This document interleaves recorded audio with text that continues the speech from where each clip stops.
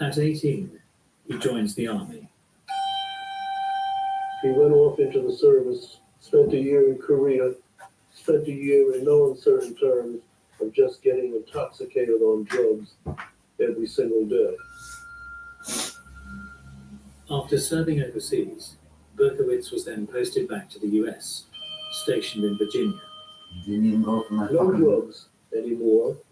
Didn't And take the instead bait. we have a very, Thank very fuck. lonely young man, not knowing what to do with himself, who finds himself in the midst of That a was very fucking crazy. intense Baptist region. And in the fullness of time, he converts. But this is not somebody who really has found God, but really of wanting to be accepted and loved by others. This was a terribly, pathetically lonely young man. Disillusioned with army life, Berkowitz quits and returns to New York. He makes contact with his natural mother, who reveals the circumstances of his birth and adoption. He found out who his real parents were. It turned out his mother's married name was Italian, and that the man by whom she had fathered the child was Jewish. They had an extramarital affair. And this, I think, plays a direct role in who he was watching, which couples he sought out. They were either Italian or Jewish. And he would later write this, or say this, that he was in effect displacing his resentment at his parents, real parents, for having had him and then put him up for adoption. That is, as he would view it, abandon him.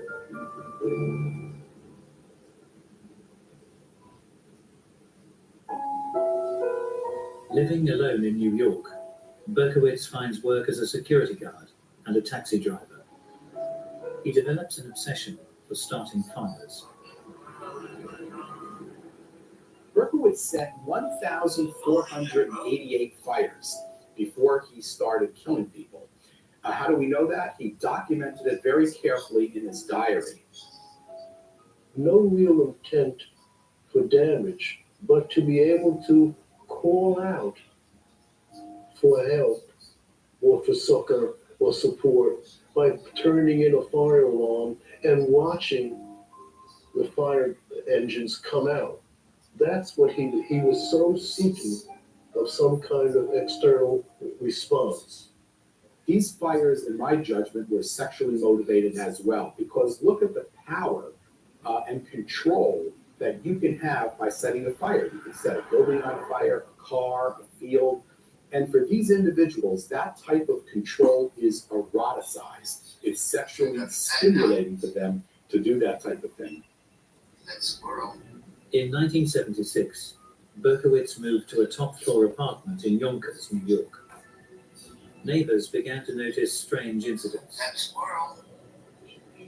There was many dogs being killed, primarily German Shepherds. It seemed like every day a dead dog would turn up in the neighborhood, either here, back in the woods behind the house, in the woods at this end of the house, or the woods over at that end. And fires, frequent fires in this area, including the same apartment number in the various buildings, 1, 2, and 3. The house you can see far back there, apartment building, almost took up the whole corner of the building. One neighbor in particular was singled out for special attention. David Berkowitz lived in the back far corner of the building, and if you look down, you would see a street that was on, that Sam Carr's house was on.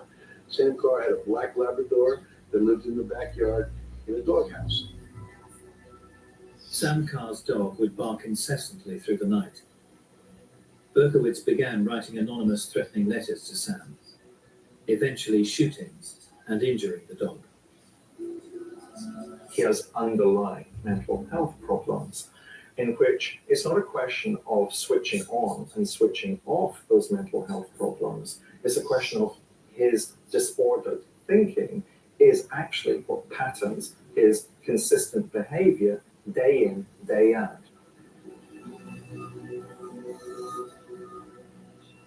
In June 1976, David Berkowitz travels to Texas and pays a surprise call on a former Army acquaintance, Bill Parker. Berkowitz showed up unexpectedly at his house and said, "I'd like to buy a weapon, but in Texas you need a driver's license to buy a weapon." So Parker accommodated him and went into a pawn shop. Berkowitz pointed out the .44 caliber Charter Arms revolver, and Parker bought it, and then he gave it to Berkowitz, not knowing that a few weeks later the Son of Sam killings would begin in New York City. By the spring of 1977, Berkowitz had claimed the lives of 5 young people, but his reign of terror was far from over. By April of 1977, serial killer, the Son of Sam, had claimed the lives of 5 victims and injured more in a series of attacks that had sent shockwaves through the city of New York. On the 19th of April, in an effort to quell the growing hysteria and track down the killer, police established the Omega Task Force. Operation Omega was the task force set up for the purpose of capturing him in the act of one of his shootings. We combined the detective forces, which were investigators from all over New York City, with the patrol force, which were uniformed cops in New York City, to the point where we had 300 to 400 detectives and uniformed patrols on the streets of New York, particularly in the boroughs of Queens and the Bronx, looking to catch this individual in the act of committing his crimes. On the 30th of May, while hundreds of officers were trying to track him down, the Son of Sam spoke out again, this time writing to the New York Daily News. The letter began, "Hello from the gutters of New York City, which are filled with dog manure, vomit, stale wine, urine and blood. Hello from the sewers of New York City, which swallow up these delicacies when they are washed away by the sweeper trucks. Hello from the cracks in the sidewalks of New York City, and from the ants that dwell in these cracks and feed on the dried blood of the dead." It continued, "I am still here, like a spirit roaming the night, thirsty, hungry, seldom stopping to rest, anxious to please Sam."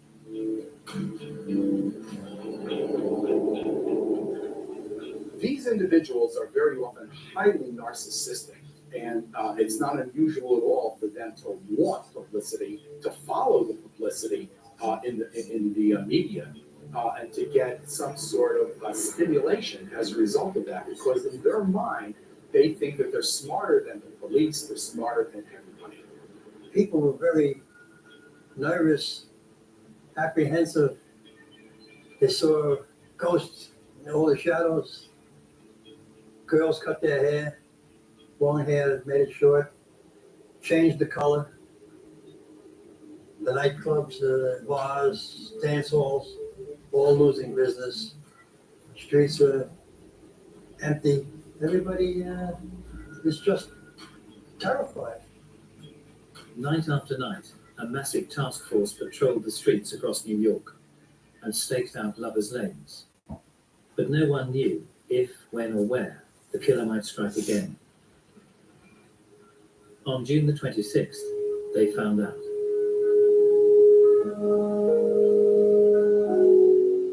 As soon as we got there, we knew it was the Son of Sam. It was a hot summer night, 1977. And that particular night, I got a call over the air that a shooting occurred at this location, which occurred right up the block here. 2 young people in the car, both shot. A discotheque here with hundreds of young people inside. Patrol cars all over the place. A scene of panic, people in the streets. The uniformed police responded, cordoned off the area. We conducted our forensic investigation, and we also canvassed the area of witnesses. Although injured, both victims survived and were able to describe the attack. As both people come out of the club, went into the car, he showed up exactly like he did in prior occasions. 2 people making out in the car, and he come up behind them, and fired at the car, firing at the girl, and hit the male also. Stalking, hiding up, trying to catch lovers unawares would be very much part of what would give a sexual thrill. He's invading a space which should be private.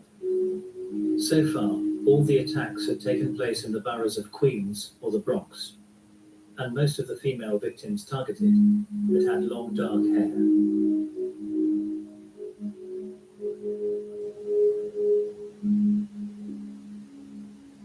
It was on the 31st of July 1977 when 20-year-old Robert Violante had set out for his first date with the young girl he'd met a week earlier. The night before, I was out in one of our local nightclubs that we hung out in all the time. And I was standing outside in front of Jefferson and I was a buddy of mine. And I said to Louis, whatever you expressing, you got it. You feel it in your bones, you got that wrench and feeling.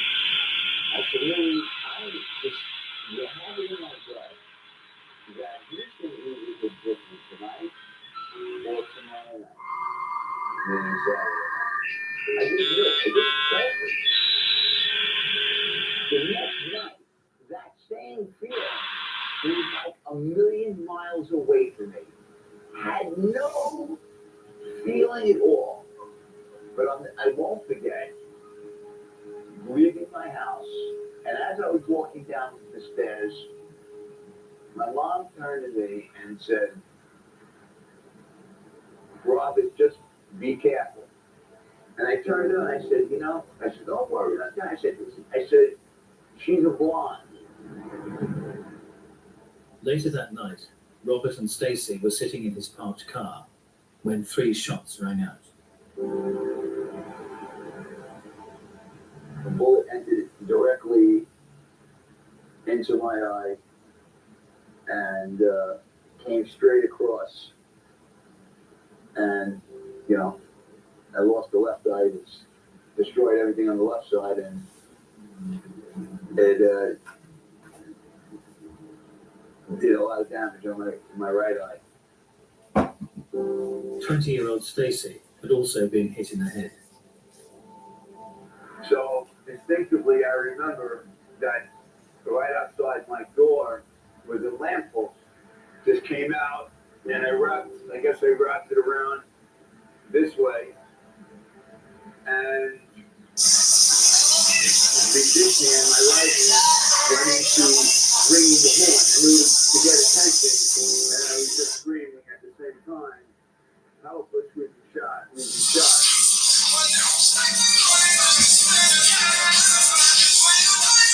The young couple were rushed to hospital. Robert lost one eye and most of the sight in the other. 36 hours after the attack, Stacy Moskowitz was pronounced dead.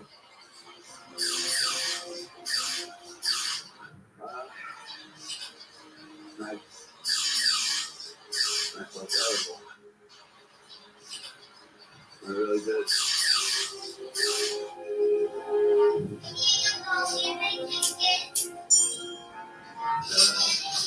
She was such a sweet girl. Even though I had only met her on my first date, I just knew she was a very, very sweet girl. It was the first time the son of Sam had struck in Brooklyn. Detective Ed O'Sullivan was assigned to the case. The homicide squad in Brooklyn during that homicide was so positive. They were up. They were really going to get him. You can just feel it. He said, you came to the wrong place, buddy. A few days later, another witness came forward. They had spotted a suspicious-looking man near the scene of the crime. They described how he was agitated after receiving a contact visit.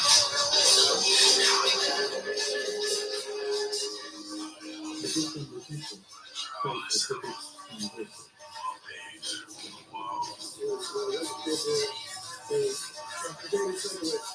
They were in Yonkers.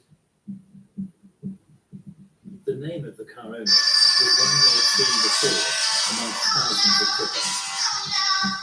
Company called IDI had some information about a guy named Berkowitz who worked for them. He was a bit of a nut job. You ought to look into him. So we started to look into him. Also at that time, we got an individual who called us and came into our office, my name is Sam, who said to us, I have a lunatic who lives near me. He shot my dog.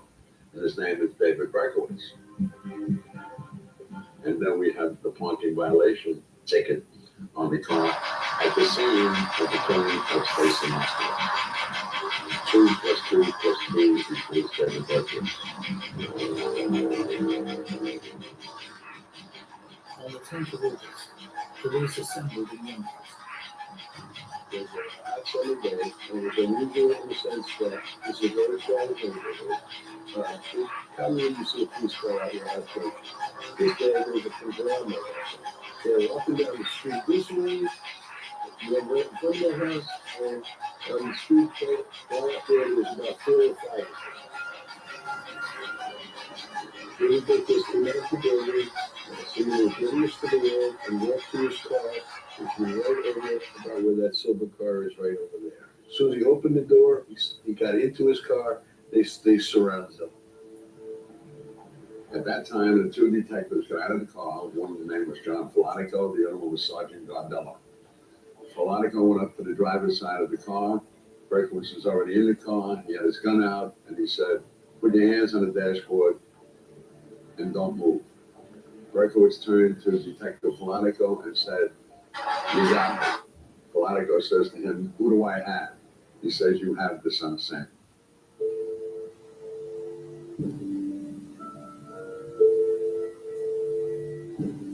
And on a seat in the car that he was sitting in was a paper bag. In that paper bag was the .44 caliber gun that did all of the shooting.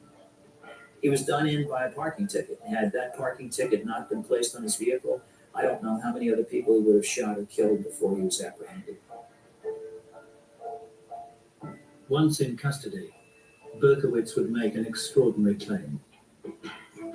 He got messages because the dog spoke to him. And when the dog spoke to him, according to Berkowitz, relaying the message from the devil, it was time to kill. That's when he went out and killed.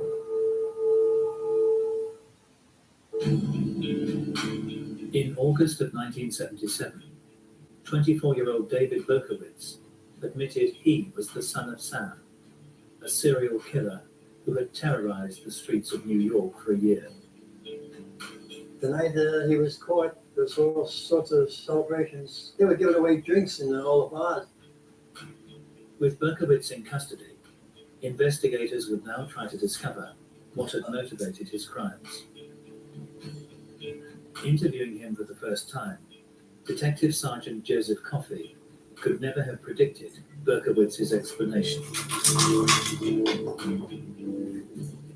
We spoke to him about each killing, how he did it, in detail from A to Z. For 3 hours, he sat there and he never blinked his eyes and he had a constant smile on his face. And he went through chapter and verse of every shooting and killing that he did from the first one to the night we captured him. He told us that his motivation was his connection to the devil. The devil told him to kill these women. The devil told him when to do it, and the devil communicated to him through the dog that belonged to Sam Carr. He felt that the devil had a power over him, and he had to go out and do the devil's bidding. He was being compelled, he was told to go out and seek victims. When he killed a young lady, she would be possessed and used by these ulterior forces, but at the end of a year, he could then have the young lady. Quite clearly, he's paranoid, and quite clearly, he's also schizophrenic. So I think what's driving David Berkowitz is ultimately the voices he hears in his head telling him to satisfy those voices, he needs to take other people's lives. When Berkowitz told us that he was doing these killings and these shootings at the behest of the devil, we looked at each other that we are definitely dealing with a lunatic here.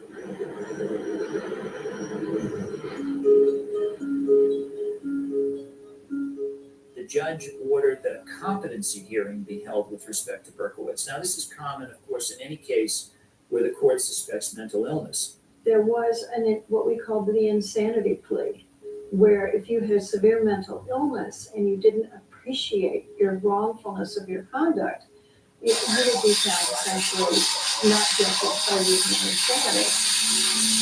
Dr. Donald Court was asked to assess Berkowitz's mental state. At the time I examined him in the court, I and my associate studied him many hours. It was to see whether or not he was able to face his criminal charges, or conversely, whether or not he was so overwhelmed by mental illness that it prevented him from rationally addressing his charges. You have to ask the question, would they have actually abducted the victim if there was a police officer or two standing around? And the answer is no, because they was going to get arrested. So they can control it to some degree, but they choose not to control it. Of course, he was mentally ill to do this.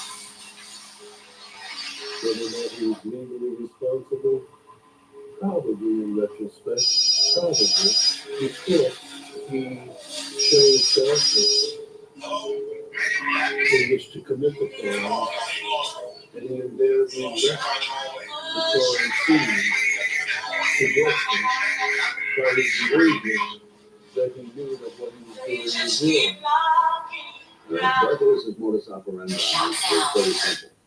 When he got the urge to kill, he would scan the streets of the city of New York. He would drive around looking for an opportunity to be killed. He also found the appropriate places where he knew that a couple would drive to have a little privacy and back to the American.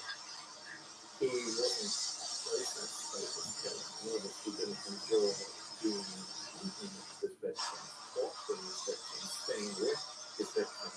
He wasn't racist, serial killer. In other words, what he wanted to achieve was simply the death of his victims. As he was a quick and running killer, often showing just a great deal of random behavior, it was much more difficult for the police to be able to catch him.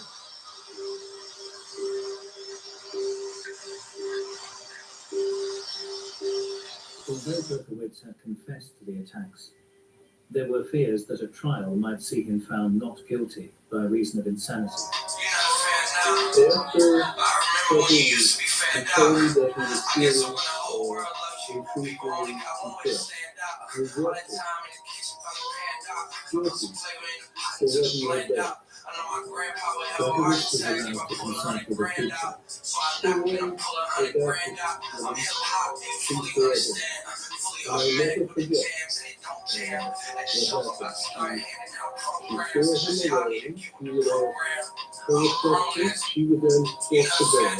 God would have given that question to answer her, and she would repeat the answer to David. And when they came out, an hour later, she went on her way. He walked down the road towards me. He had this incredible glow on his face that he had just not started again. And so he came out of this, informing me and his attorney that he was going to plead guilty. And nothing could change his mind. Attorney spent hours with him. I was present several times, trying to convince him to plead insanity. On the 5th of August 1978, Berkowitz appeared in court. Everybody was surprised when Berkowitz walked into court, and instead of demanding a trial, he pled guilty to everything. And so the biggest case in the United States, the most highly publicized serial killer in the United States, suddenly pled guilty, and that was pretty much the end of the case. On the 6th of December, Berkowitz was sentenced to a total of 365 years in prison. So what made Berkowitz mental? Was it the discovery of his addiction? Was it his unstable and isolated life? Or was the son of Sam simply born to kill? He was in the sense, can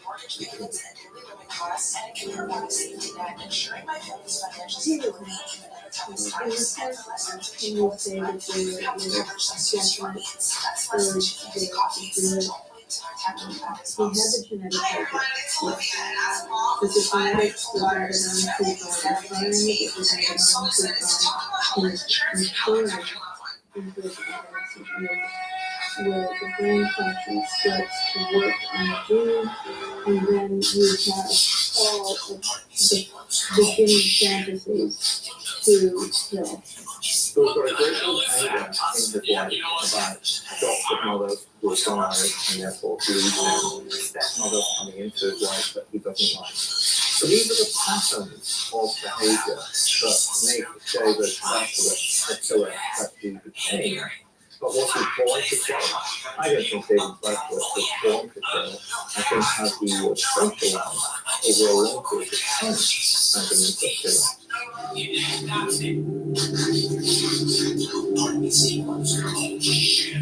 I think a compelling case to be made that Berkowitz was born to kill. I think that there's certain kinds of mental illness that are hardwired into people. I think the more neurologists study the brain, the more they find that the presence of certain chemicals in the brain and the way they operate can compel people to engage in certain activities. And it seems clear to me that he suffered from severe mental illness and that mental illness drove him to kill. What he was not is a result of poor parenting or some watershed event that happens in someone's life. There's thousands and thousands of people that have been adopted who don't get anything even close to what Berkowitz did. Berkowitz is a serial sexual murderer. And they murder, these individuals murder because there's a fusion of sex and aggression, so that the aggressive act itself is erotic. It's sexually stimulating for them. That's why they repeat it, because it was so sexually arousing and sexually stimulating. A number of people have said the overwhelming majority of serial sexual murderers kill up close in person. Very, very rarely do they shoot somebody. Therefore, how do you explain David Berkowitz falling within that category? Well, you have to look at the first victim. The first victim that Berkowitz tried to kill was a woman, and he did it with a knife, except he didn't kill her. And so he then reverted to a method of killing that he was most comfortable with.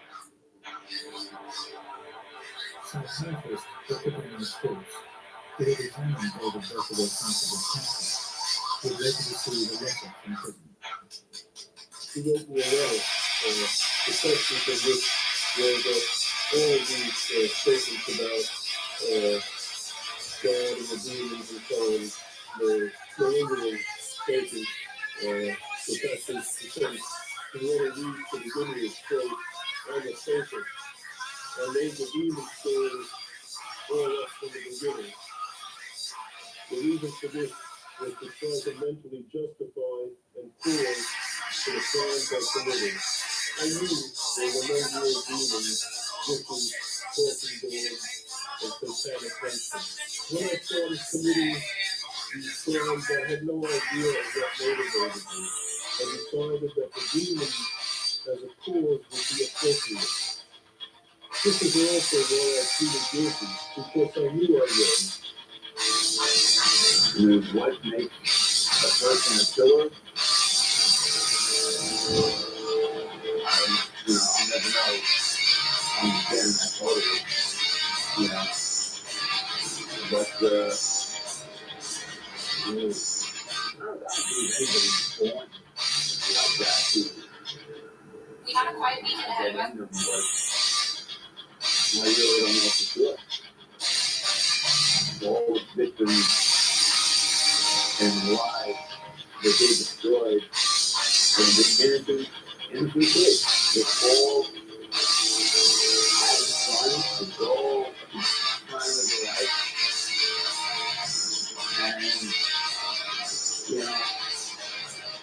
You use the volunteers. So what do? I run to Canadian Tire for supplies to reserve. Tremendous trauma. But I hope they're all doing well in their lives. I had never thought about that too much. But I'm saying it now that I just hope they're all doing well.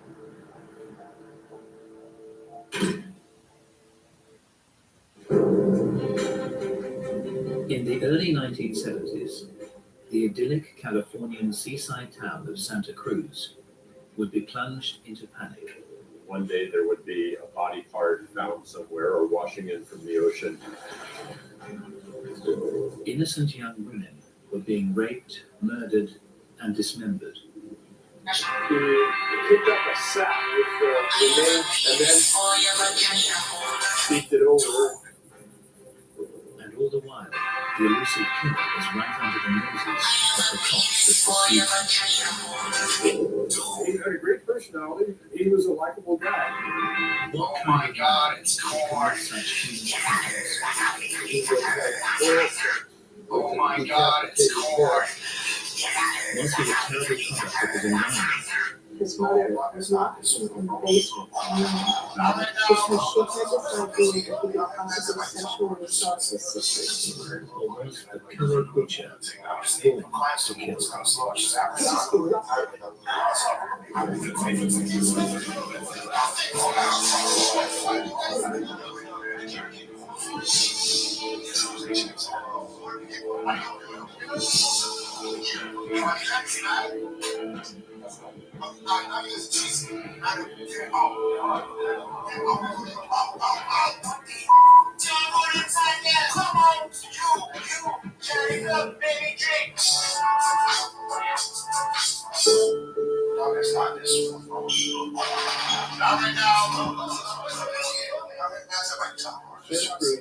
through the 60s was a small beach town.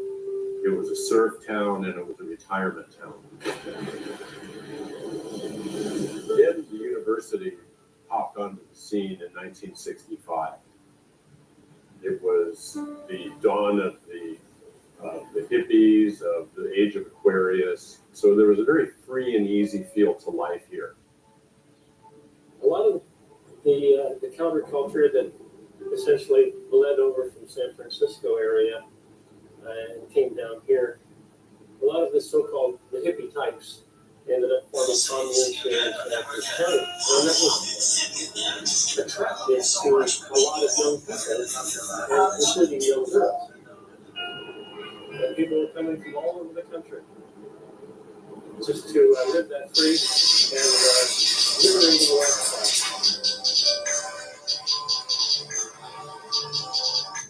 But in 1972, the police in Santa Cruz would be shot.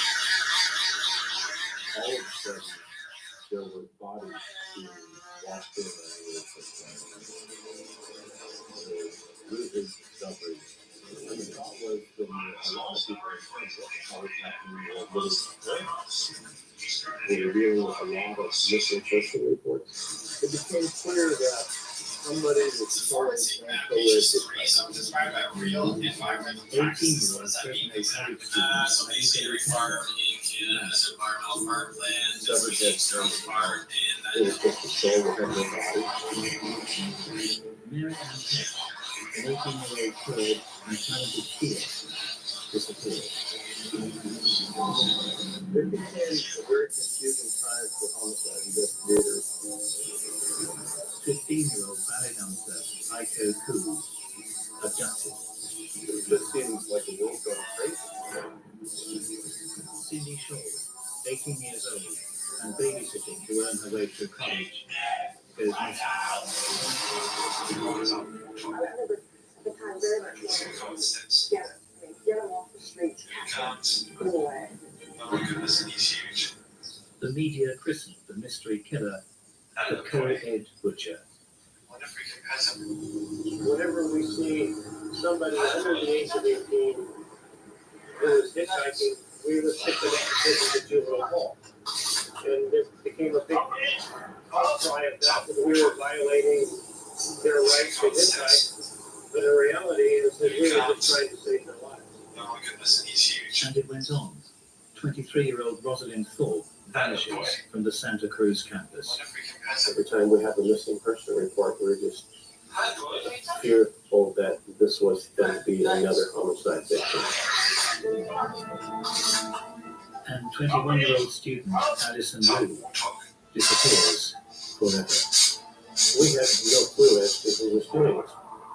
They didn't know what the hell was going on. The indiscriminate murder cases are extremely hard to solve because there's no rhyme or reason. Because the culture at the time was, there were a lot of drugs going on, there were a lot of the so-called hippie movement. I suppose individually we may have thought they may have had something to do with that. In April 1973, as part of a routine firearms inquiry, Detective Michael Alufi would come face to face, not with a drug-crazed hippie, but with a short-haired, conservative young man, popular with local police. The sheriff's office at the Fort time received what we call a dealer's record set. One of our record clerks brought back to us a file report and said, this guy just tried to buy a gun and his record was expunged, but I could see through the blackout that he was involved in a murder in Madera County some years ago. Affectionately known as Big Ed, the 25-year-old, 6'9", 280-pound Edmund Kemper was a regular fixture at Cops Bar, Petulia. He would come down to a local watering hole that police officers would go to after work and hang out and talk to them.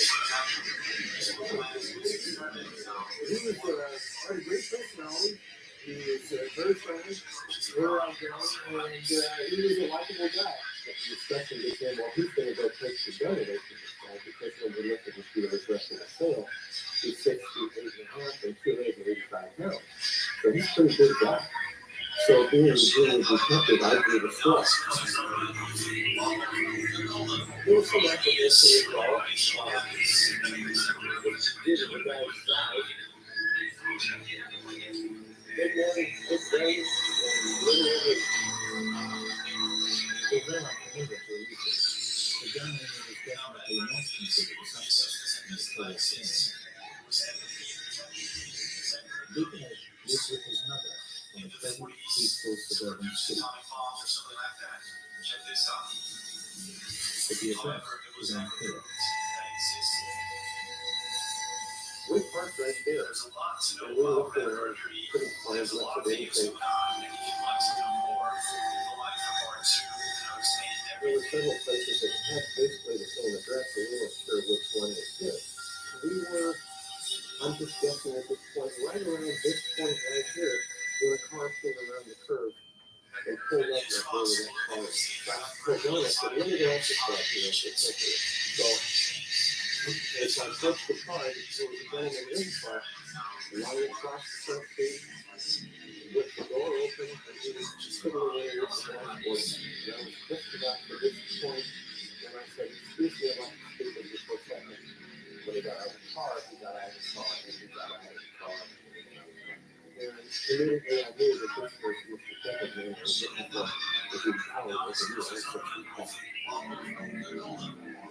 So she heard a story that said, what can we do with you? We need to take this weapon to make sure that he was authorized to have that legally.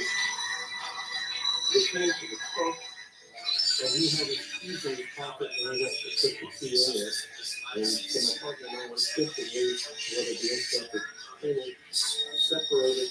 And I came around to this side of the car in the front, and my partner was on the other side, and we had our hands on the gun. The only thing that was in the trunk was a bundle, like, blanket or some sort of owl. He started reaching for it, and I said, no, we're going to get this. I reached through the trunk, got the bundle, and decided that was the weapon we were looking for. And I noticed there was nothing in the trunk, no liner in the trunk or anything. I thought that was a little strange, but we took the handgun and we left. And Lucy handed the gun in at the station and thought no more about it.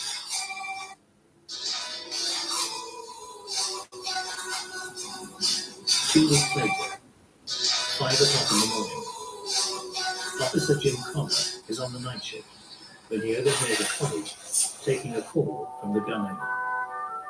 Knowing it, I got on the phone and we started talking.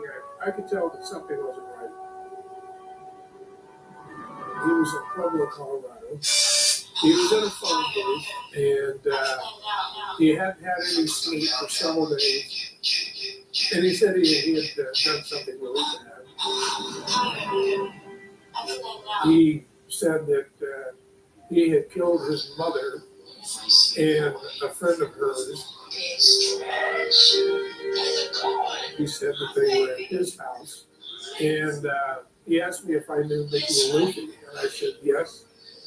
And he said, well, my house is hard to find.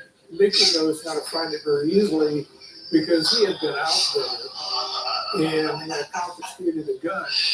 Officers contacted Detective Alufi at his home. I'm standing there getting all this information and giving all this information. I had this tremendous feeling of all the blood just rushing out of my body. It was just, oh my God, this is unreal. One of the deputies broke the back window, which is on the other side of that sliding glass door. And then we started looking to see if we could locate the body.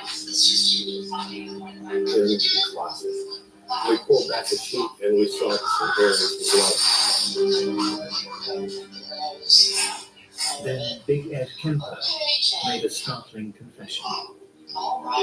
He made comments to Jim Connor on the telephone that he had killed all of the co-eds too. Taken into custody, 24-year-old Edmund Kemper would then reveal an extraordinary and sickening story.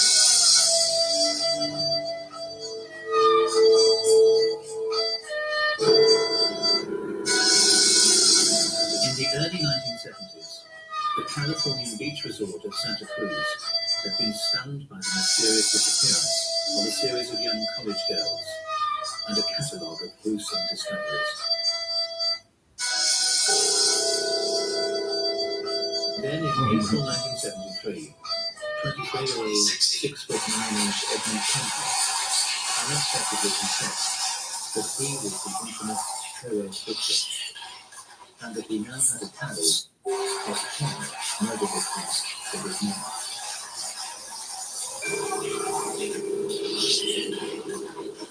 Taken into custody, he would now reveal his extraordinary story. The co-ed students had such a fascinating life. Born in 1948, Edmund Kemper was the middle child of three. The other oldest daughters were very strict disciplinarians. There was no any way one way or the other. Growing up in Burbank, California, Kemper looked up to his father, but had difficulty with his mother and marriage. He was extremely good person, but he was very good. She was harsh, aggressive. Putting him down, I think, when he was younger, was really abusive. Very aggressive. In 1957, after years of unhappy marriage, the 9-year-old Edmund's parents divorced.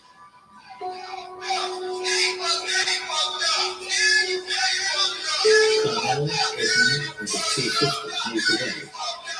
Kemper was already behaving ugly. He showed a lot of psychology as a child. He had cut off the head and shifted the flowers.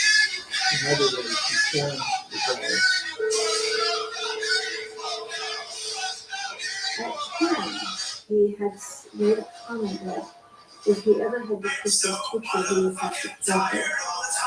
And when you talk about a 9 and 10-year-old at that point having that kind of thought process, you begin to wonder, what is it about I am so motherfucking top for getting the steps The in. young Kemper Oh my was god, dude, I developing was a giving violent it for fantasy also life. the almost dying part. He Fair moved enough, from but you dismembering never dolls complain about to hanging out common with us. animals. I'm not so sure about that. He admitted once staring at cat So alive, simple. later Register, join giving the steps, so body register. to play with.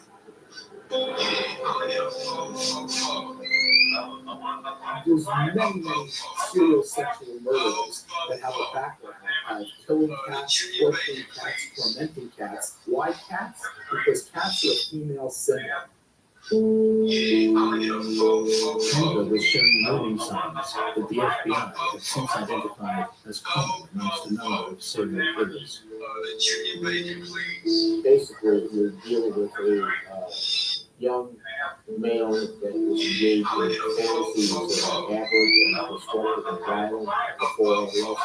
You're looking at an individual with a broken home, a cold and distant mother, a absent father through divorce or just abandonment. They get into animal torturing. There are patterns that are identifiable. Kemper grew taller, stronger, and stranger. His mother put him in the basement room and would lock him in at night because she had this idea that he could possibly sexually assault his sisters. He described it as having a cot, sleeping bag, and a light hanging down from the ceiling with just a bare ball string. Talked about it as being a very difficult time of his life, very scary. You hear rats running around. As a teenager, Kemper left his mother, heading to Los Angeles to seek out the dad he idolized. He had hoped his girl and lived with his father. He described to me that when he went there, he was rejected by his father. Edmund Kemper was sent to visit his paternal grandparents on the remote farm. Here, the troubled teenager's violent fantasies would be realized for the first time. He found his grandmother doing authoritarian discipline and like his mother. Grandfather was out. He took a 22 and shot him with his grandmother.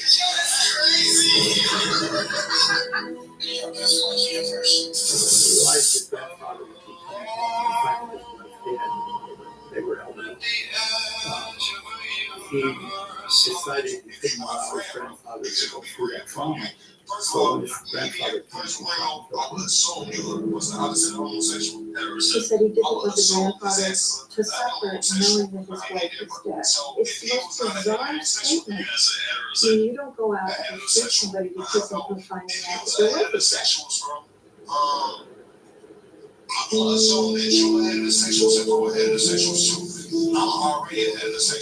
Kemper was diagnosed with paranoid schizophrenia and sent to the secure Atascadero State Hospital.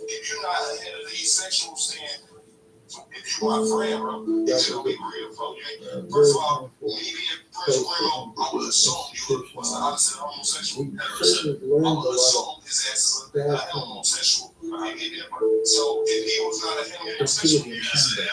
was one of the facility's staff. In those days, we had 1,600 patients in the hospital. There were probably several dozen people who were committing murder. Not only was there a we had psychology staff of 10 people or so. Although not Kemper's therapist, Schamberger would have regular contact with the inmate. It was a great story. And that was obvious when we were talking with him. He was kind of a moral patient. The likable Kemper soon became a trusted assistant to the psychology staff that dealt with the hundreds of sex offenders. Had so much access to the records, medically detailed descriptions of the methods used in carrying out the crimes, techniques of destruction. Remember, he was 50 when he went into the madness, and he really had never had any sexual experience. Literally, what you'll find is that the child will pursue these violent fantasies, and in the adolescence, these sexual elements will come on board, and clearly sexual fantasies that develop along the lines of using people as an asset rather than a partner. They want to do something to somebody, not with them. He described himself as masturbating numerous times during the day when he was in prison. As part of his duties, Kemper had access to the hospital's psychological test centers. Kemper was very smart. He knew what psychiatrists, psychologists wanted to hear. He knew all the criteria for different diagnoses. They treated him, and I think they thought they cured him. After 5 years in the secure hospital, Edmund Kemper, now 20 years old and 6 feet 9 inches tall, was released.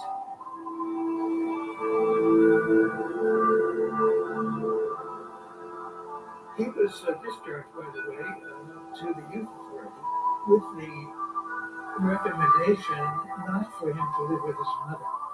Unfortunately, the youth authority didn't follow that advice.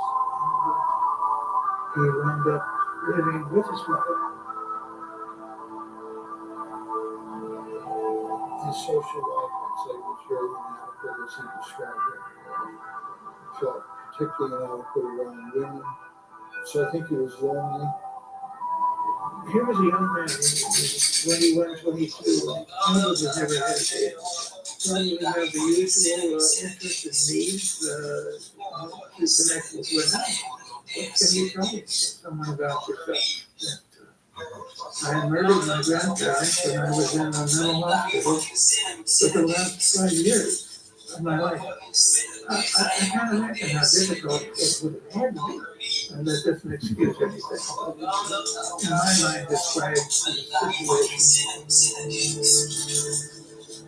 We started picking up some of them. He wound up murdering and doing even worse things. In custody, Edmund Kemper would reveal to investigators the full horror of his extraordinary crimes in minute and graphic detail. It's not as serious and complex series of sexual pathology as I've come across. He said a lot of things that are kind of disturbing.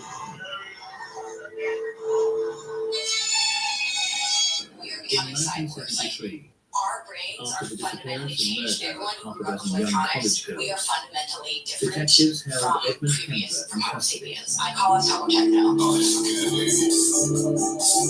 the 6'9" fellow was eager to talk.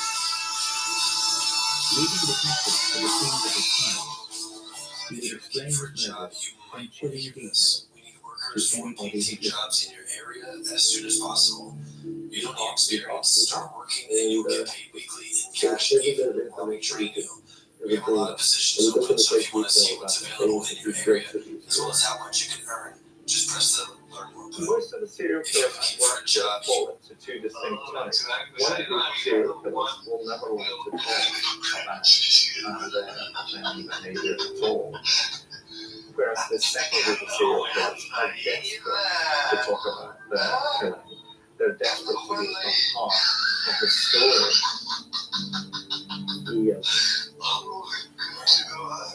He said a lot of things that are kind of disturbing.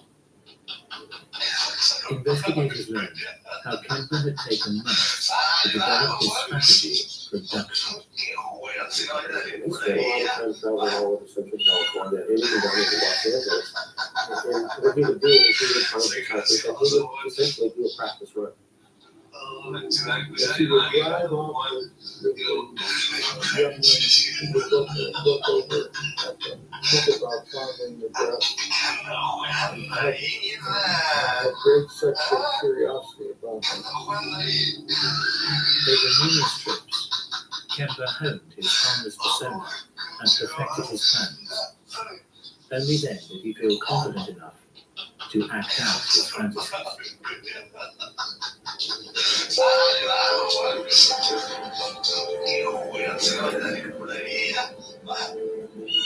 On the 7th of May 1972, Edmund Kemper picked up two 18-year-old friends, Mary Ann Peck and Anita Duchessa, near the university campus in Berkeley.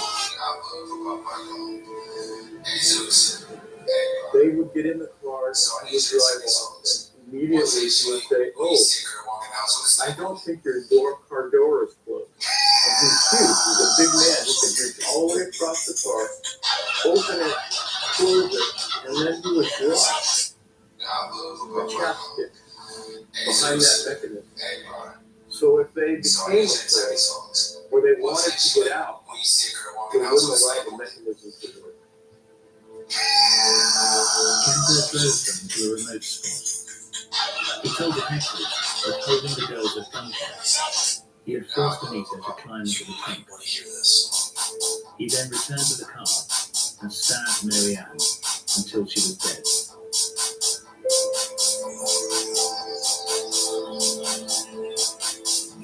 Just think about in the trunk, listening to her best friend being stabbed and hearing the screaming.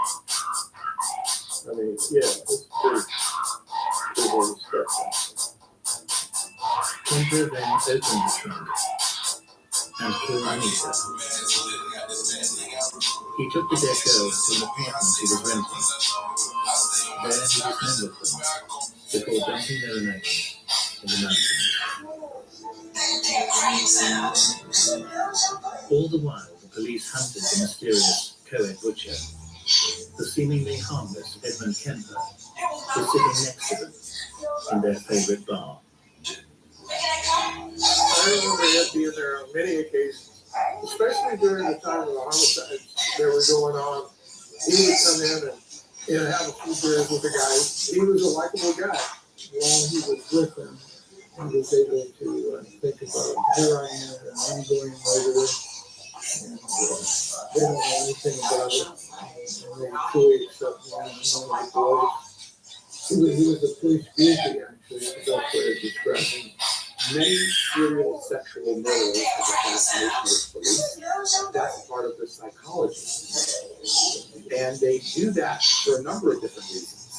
To hang out with them is one, but they also sometimes can follow the investigation and see if they're talking about it at all. This is very stimulating for them. It was just talk about, the girl found here, the girl found there, and body parts washed up on the shore, and this kind of thing. It was a conversation among the guys when we were at the jury.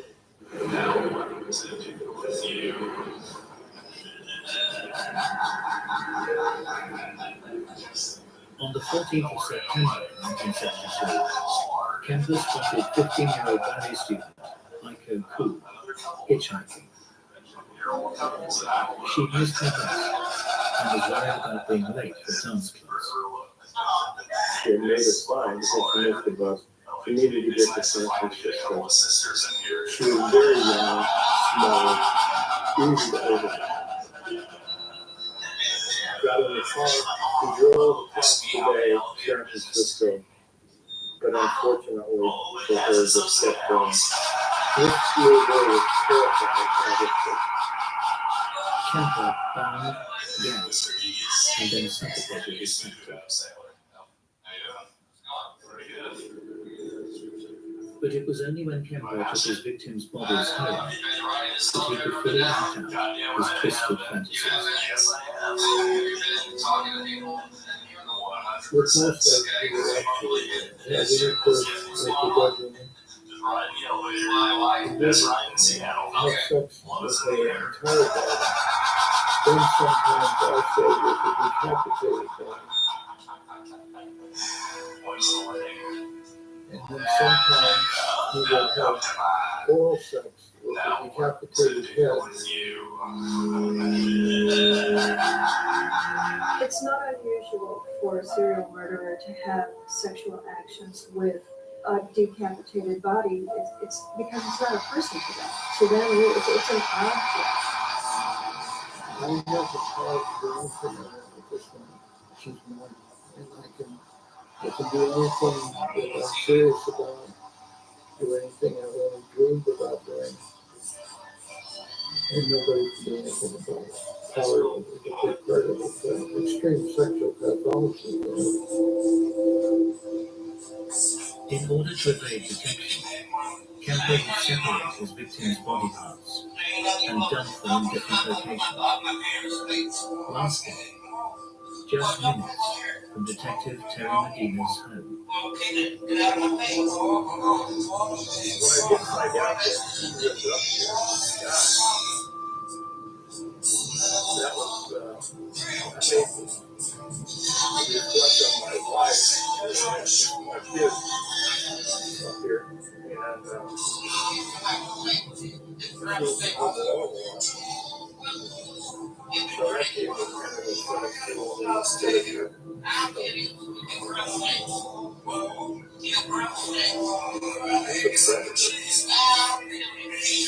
of well, this would be approximately the place that Kemper parked the car. Very remote. It was even more remote 30 years ago than it is today. There was nothing up here then. It was just in the mountains. Picked up a sack and then carried it right to the edge. And remember, there was no fence here. Keeped it over, and that was the remains of Ikuku. So all of these murders were as I think about it. I mean, they're all evil, but that one just seemed to stick with me. There's some, those of us that do murder cases, there's always some that seem to get inside you.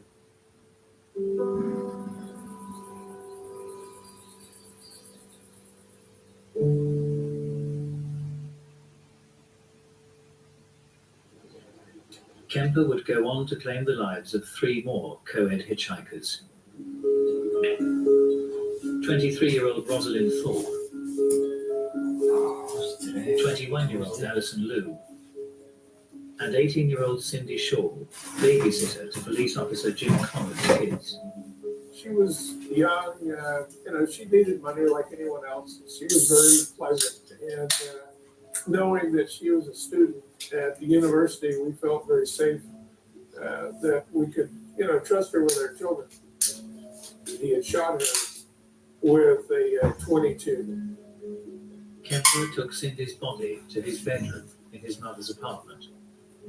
He had dismembered her, but in his mind there was some relationship there. He had an attachment, and he kept her head. Kemper told detectives he'd hidden Cindy's head in his mother's backyard, beneath his bedroom window. Buried it about 2 feet down in the backyard, facing his bedroom window, so that there was some connection in his mind. It was unbelievable, because Ed seemed like, excuse the phrase, a gentle giant, with a very nice personality and likable kind of guy, that he could be responsible for something like that.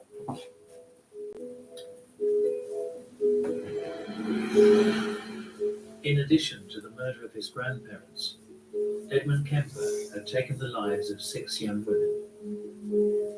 Next, he would commit a murder he'd dreamed of all his life.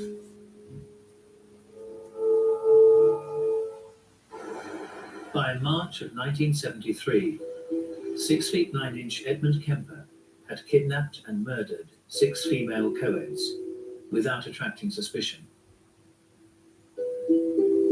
But in April, Detective Michael Alufi's routine visit to confiscate a firearm had unwittingly sent the suspicious Kemper into panic.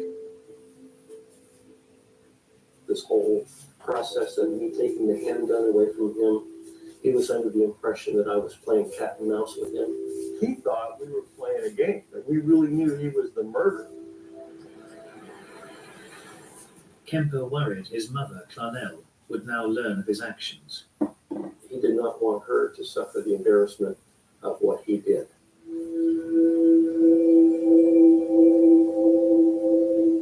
Edmund Kemper resolved to finally commit a crime he had fantasized about since he was a child. He got up at 4 o'clock in the morning, took a hammer, went into his mother's bedroom, just jammed that hammer through her head several times. That was a very messy murder. Kemper's mother would suffer the same fate as the young Coeds, and more. He cut off her head, and then he inserted his penis into her mouth, put it on the mantel above the fireplace, and just yelled and screamed at it. And at times he threw darts at her face. He talked about all the time she had screamed at him and yelled at him or belittled him. He cut out her vocal cords and tried to destroy them in the garbage disposal unit at the sink, because it was her chastising him using those vocal cords that so bothered him. Fearing his mother's death would soon be discovered by her best friend, Kemper invited her to the house, murdered her, and then fled.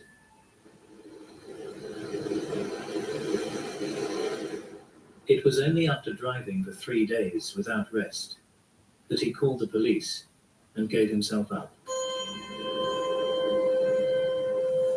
Detective Medina was sent to the mother's apartment to process the crime scene.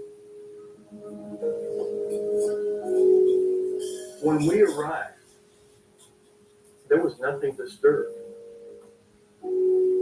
It looked like somebody had just left on vacation. We flipped over the mattress, and of course it was soaked with blood. And there was a note there. He left a note that said, "Sorry, gents, for the mess, but really had no time." That's the first time in my career, and I've been in this business 43 years, that, the suspect left the cops a note. The bodies of Kemper's mother and her best friend had been carefully hidden in 2 closets.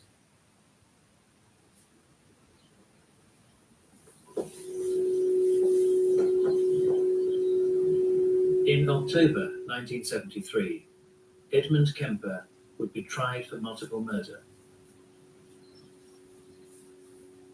Both prosecution and defense searched for the answer to the question on everyone's lips.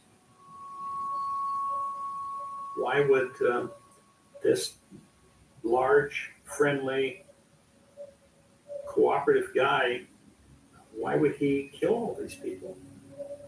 Defense investigator Harold Cartwright spent over 100 hours interviewing Kemper. I never at all felt threatened at any time. 260 pounds or something, 6'8" or whatever. He was an enormous man, but he was just sort of like a gentle giant. But it seems Kemper's demeanor with the opposite sex may have been very different. Cameron Jackson, the graduate psychology student at the time, was asked to perform a standard personality test on him. I was the only person in the room with him. And I read the questions to him, and he was very cooperative.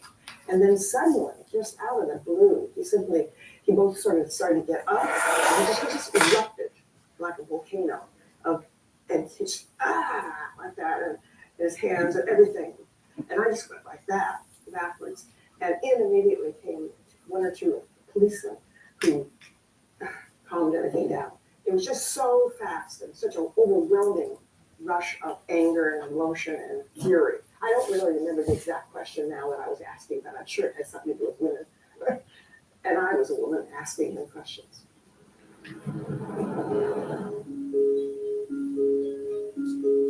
In the courtroom, Kemper's taped confessions were played aloud.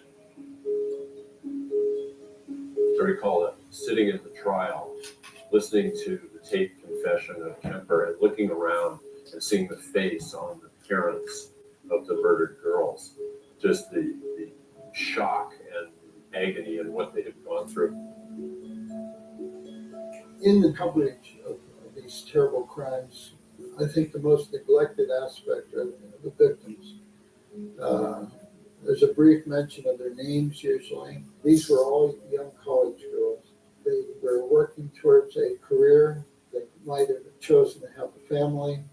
All of that is lost when a murderer comes along and takes them away. What a tragedy. In those families where a young woman was murdered and taken away, the tragedy of that is as much alive today as it was back in 1972. On the 8th of November, Edmund Kemper was found guilty of 8 counts of first-degree murder and sentenced to life imprisonment.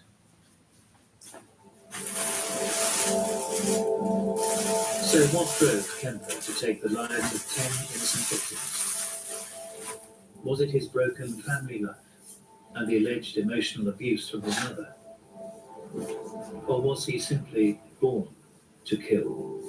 He only once said something like, it was the way I could control them.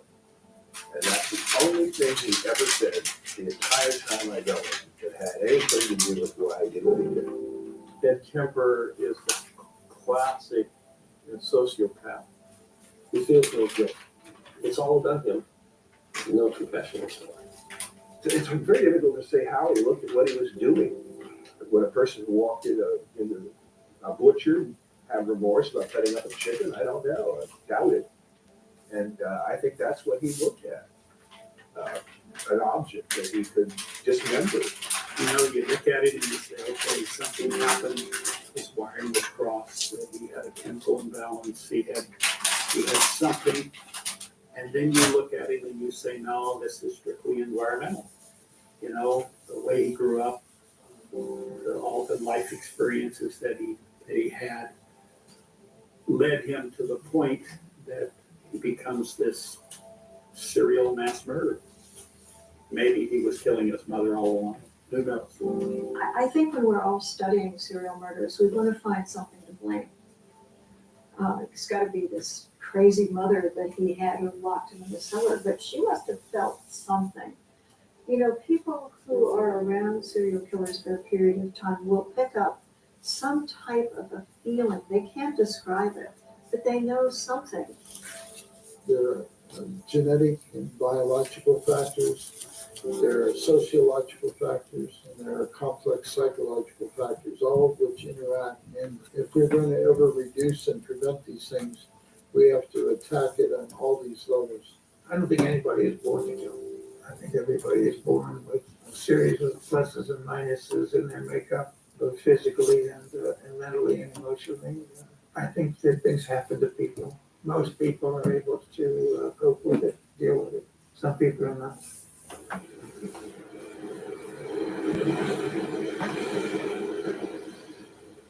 Several years after Kemper had been incarcerated, a parcel arrived at the home of psychiatrist Dr. William Schanberger, who'd been friendly with the teenage Edmund. I received in the mail this cup from Ed Kemper. It said that it took him about a year to make, and it's a very, very complex. It's like a battered cup. And on the cup is written also, I beg your pardon. And on the bottom, I never promised you a rose garden. Meaning to be, I think, a very serious apology. I think there is a side of him that would have given anything to be a normal person. I could see that in him. I could see it while he was testifying. There's a part of Ed Kemper that is as horrified and as disgusted with what he did as the rest of us are. I'm sure that there's no part of him that is happy with what he wound up doing.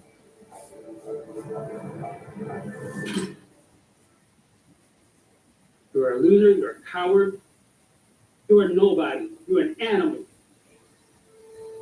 These are relatives of victims of the Green River Killer. May God have mercy on your pathetic soul, because the rest of us who know the truth about you won't. The most prolific serial murderer America has ever known. The one thing that I want you to know, I was that daughter at home, waiting for my mom to come home. Whose 19-year reign of terror left the area surrounding Seattle littered with corpses. I don't wish for him to die. I wish for him to have a long, suffering, cruel death. But who was the Green River Killer? And was he born to kill? When he went through the door and left to go to work, he wasn't the man that I knew.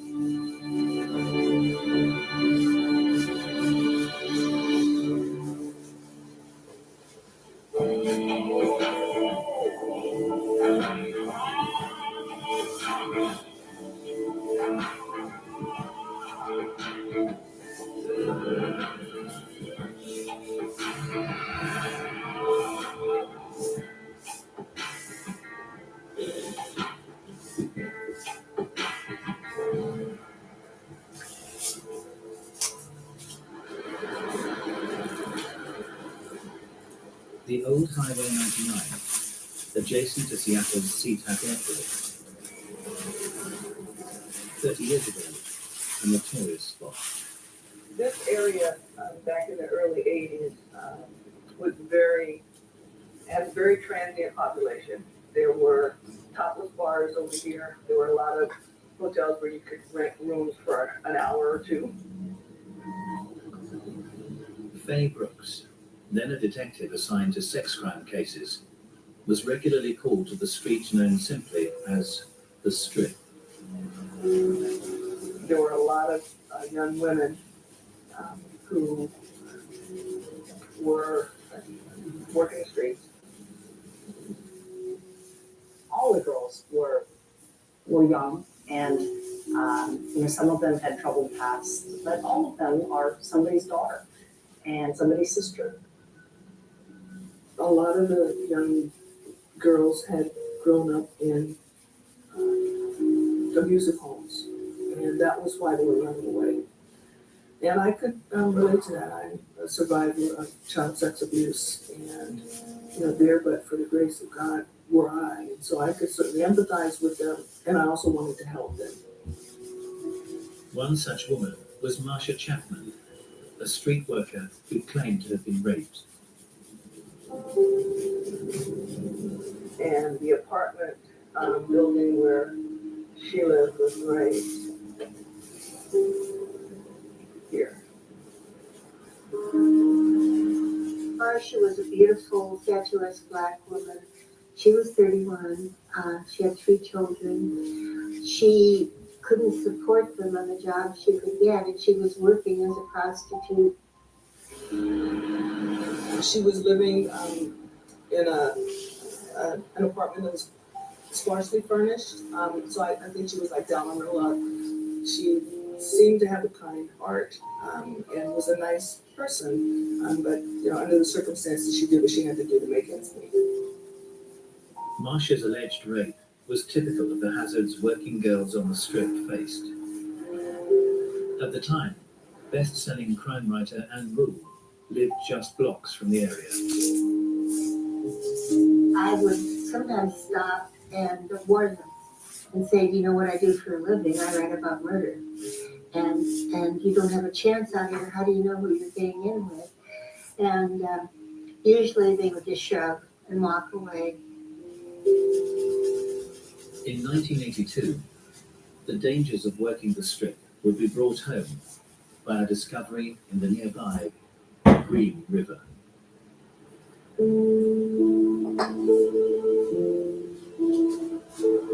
There was a man on the water in a boat, and he saw underneath the water what he thought was a mannequin. It wasn't a mannequin, it was a human being, and there were two of them there. When one of the victims in the water, her hand was just waving with the current of the water. And it was like, here I am, please help me. But it, of course, was too late. As police investigated the crime scene, they made another grim find. Processing the scene where the victims were in the water was where we found the third victim on the banks. They were all within a few feet of each other, and so clearly, the same killer had put all three of the bodies there. All three women had been picked up from around the strip by what the FBI dubbed an organized serial killer. The organized offender was more planned, more premeditated, was able to conceptualize crimes and carry them out very efficiently, mainly because of the fact that they had very little feeling for another human being. They looked at a victim as an object for their excitement. Basically, you're talking about a sexual psychopath. The victims were 16-year-old Opal Mills, 17-year-old Cynthia Jean Hines, and 31-year-old Marcia Chapman. When I found out that it was Marcia, I don't think I had any words that I could say. It was like, oh my God, somebody killed her. It was really sad. We did not know this was only the beginning of a reign of terror, and we wouldn't know who was doing this for a very long time. On Seattle's Strip, the Green River Killer had found a rich hunting ground that would enable him to amass a body count unrivaled by any serial killer in American history. By autumn of 1982, the bodies of 5 young women had been discovered in or beside Seattle's Green River. They had disappeared from a notorious highway known as the Strip, an area where prostitution was rife. And the Green River Killer had only just begun.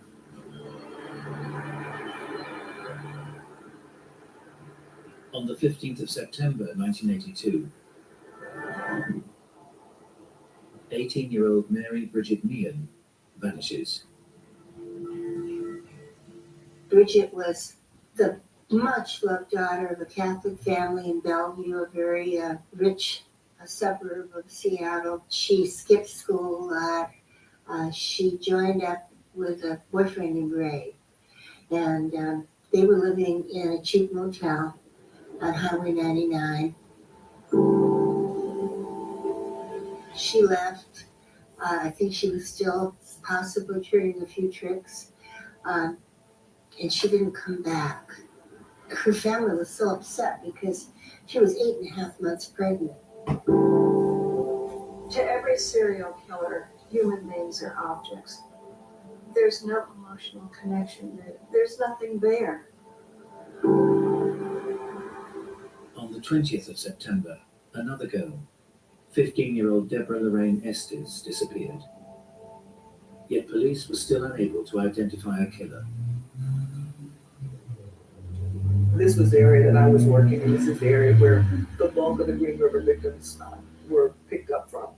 And we would sit here and look, trying to identify who might be a suspect. We had very dedicated detectives who were determined to solve this case. On the 26th of September, 16-year-old Linda Jane Rule vanishes.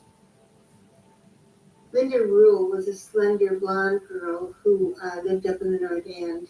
She had been working the streets, and she had a boyfriend who kind of served as a pimp. She disappeared from an area near the Northgate Mall. Like all serial killers, he seemed to have the ability to sense vulnerability in potential victims. He didn't take the streetwise girls. He was looking for the younger women By the end of 1982, 15 girls would be missing or found dead, and pressure was mounting on the sheriff's task force. People hoped that law enforcement would be successful. There were different rumors that were passing around on who the person might be. There was rampant speculation that it might be a law enforcement officer because of the easy access that the individual had to the number and variety of women in the community. You know, the unfortunate thing is some of the women of the street felt like the sheriff's office wasn't investigating the case as hard as we could have because they were street kids and runaways, and that's not true. Everybody assigned to that investigation was committed to solving it, committed to bringing this person to justice, because these were, you know, somebody's daughter, somebody's sister, somebody's mother, and we cared about them. We cared about them like they were our own kids, or our own family members, and we wanted to solve it. Then, on the 30th of April 1983, a young girl was spotted being taken from the strip.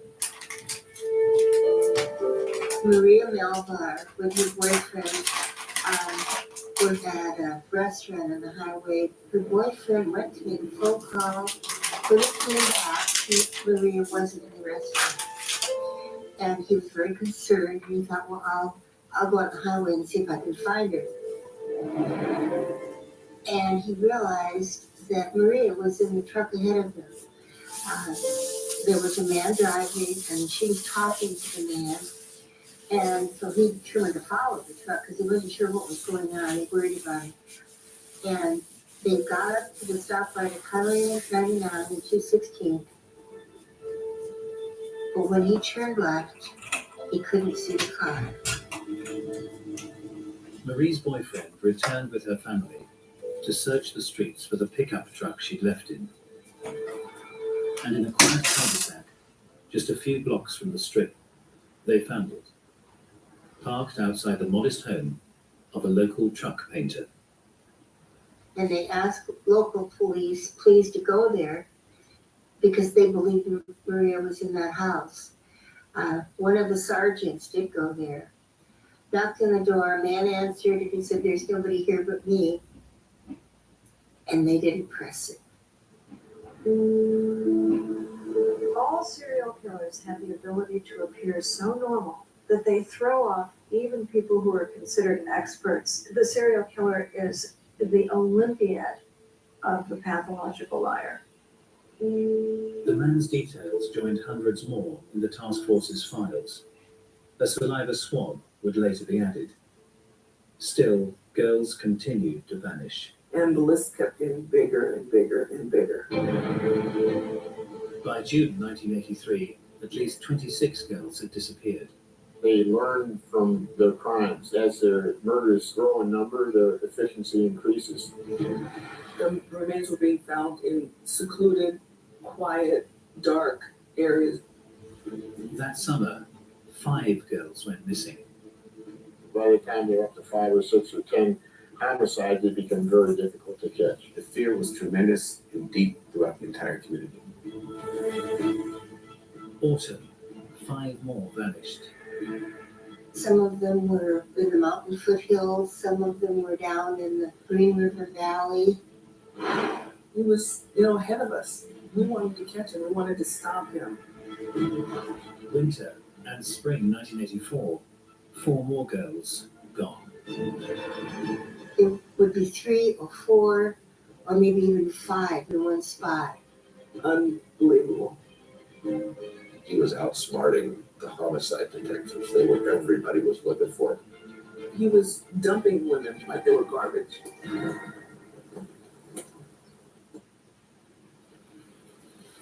This was a dump site. It's not far from the airport. It's not far from the strip where the young girls were missing.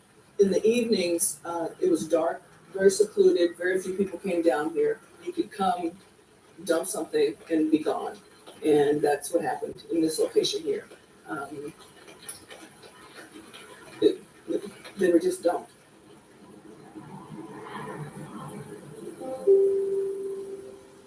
Among the dozens of bodies found, was the 16-year-old Linda Jane Rule, her skeletal remains hidden under a bush.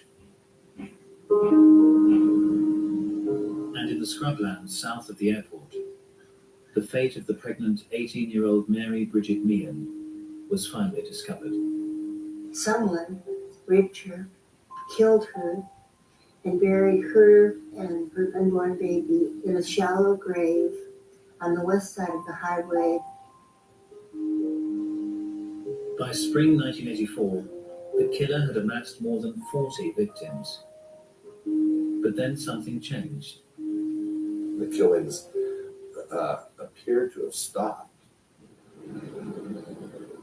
Many thought that he was gone.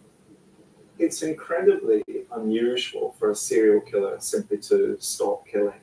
A serial killer will usually only cease murder when he's apprehended or when he dies himself.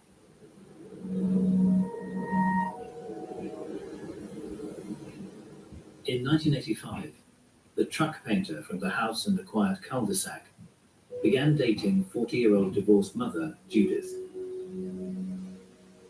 When I first met him, I thought he was quite the gentleman and so polite and nice. He loved the country music and the dancing. And he was always smiling. He never got angry. And I just thought he was the greatest. It was like love at first sight. Within months, the house became Judith's home. He offered to help me move in. I could move in with him if I liked. There was no carpet in his house, so he let me pick out some carpet. He had previous renters in there. He told me that the little one had wet on the carpet. The house needed a woman's touch. After 3 years living together, the couple wed. We were married in 1988. It seemed like the perfect marriage, and so he was good to my daughters, played with my grandchildren. My dreams are coming true. Judith would enjoy 13 happy years of marriage, while most of the world forgot about the Green River Killer. Most, that is, except the men and women of the Green River Task Force. And in 2001, advances in DNA profiling enabled them to compare samples taken from the early victims, including Marsha Chapman, with swabs that had been taken from several men questioned during the investigation. This is the DNA from Marsha Chapman, and this is the DNA from the Green River Killer. And we looked at them and we're like, they're the same. They're the same. Just get it this way.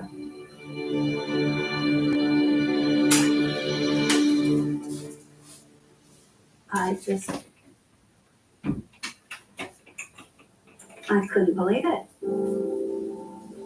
I was just devastated and in shock. I went into denial. I wasn't doing it. Only now would the world discover the shocking truth about Judith's husband, Gary Ridgway, the most prolific serial killer in US history.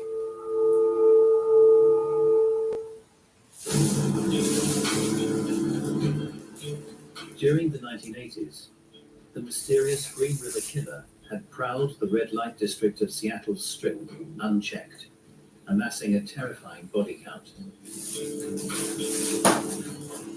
In 2001, a DNA match had connected 52-year-old truck painter Gary Ridgway with the first few victims. He's been identified as the most prolific serial killer in the history of the United States. Each of us recognized that this would be the biggest criminal case in the history of the state of Washington.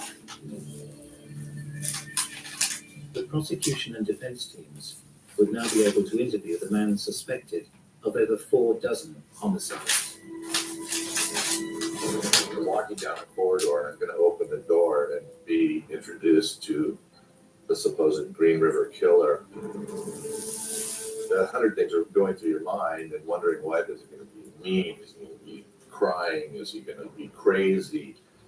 And I walked in and like, wow, this isn't what I expected. All right. Pretty good. All of us kind of looked at each other and said, that's the guy that's been eluding everybody for 20 years? What was remarkable was that he was so normal. It's okay? No. This is a quick question. Joe, I got it. Well, it says orthopedic dentist in there, so it's here, so I'm Okay. a little bit fine here, but. If you did not know what he had done, you would like him. The monster within him was well hidden. People want to ascribe extraordinary traits and qualities to these people. These are, for the most part, very ordinary individuals, except for the extraordinary crimes that they get involved in. So who was the suspected Green River killer? Gary Ridgway was born in 1949, the middle of 3 boys. He lived in a small house, not far from the Strip. His mom was kind of stay at home and then part-time. She worked at a department store. His dad drove a bus for the county. Mary sometimes would ride with him on the bus, and his dad would say, see her, she's a prostitute, she's the scum of the earth, and would berate prostitutes and talk about how filthy and bad they were. And then there are a couple of episodes where Gary recalls him leaving him in the vehicle while Dad went and had sex. School friend Terry Rochelle recalls that Gary Ridgway was more inward than his siblings. His brother was very outgoing and, a bright personality, and Gary was more quiet and withdrawn, I would say is a good word. He was just a little pipsqueak guy, just, somebody's little brother, basically, you didn't pay a whole lot of attention to him. Just kind of in the shadows, I would say, most of his life. At school, the straggling Ridgway failed to make an impression. However, at parents' evenings, his mother Mary did. All the women kind of sat back and looked at her strange because she would wear a big bouffant hairdo and lots of makeup, short skirts, which were not really the style in those days, especially for a mom. She just always seemed like she was trying to be very glamorous and not like our moms at all. I always remember her wearing kind of the Really tight shorts and low cut tops and longer hair. She was very attractive lady. Ridgway admitted wetting the bed throughout his childhood and well into his teens. When he would wet the bed, his mother would put him in get in the bathtub and wash him and wash his genitals. During one bath, her robe fell open and she was naked underneath, and he felt arousal at that, and at the same time knew that it probably wasn't a good thing to feel, but he felt it. He talked about having some sexual feelings towards her. He described in some detail watching her when she was in a bathing suit and looking at her and thinking that she dressed pretty provocatively. This overly sexualized person washing her son's genitals, and you realize that most teenage boys are having an awful time with dealing with their own emerging sexuality, has to have had an impact in some way. Boys need to see their mothers as asexual. It is very, very destabilizing for an adolescent boy to see his mother in a sexual manner. It's very hard for an adolescent boy to imagine his mother having sex with anybody, including his father. And so when a mother behaves in a sexualized or hyper-sexualized way, it's very unsettling for an adolescent boy. As Ridgway got older, he started showing signs of destructive behavior, starting fires, and as a teenager, he took his first step towards murder. He approached a first grader, a 6-year-old boy that he saw playing in the lawn near his house. Boy was dressed up playing cowboys and Indians, and he kind of lured him into the bushes and completely unprovoked stabbed the little boy in the stomach and nearly killed him. He told the boy that he just wanted to know what it felt like to kill somebody. And after he stabbed him, he took the knife and wiped the blade off on the little boy's shoulder, and just walked away.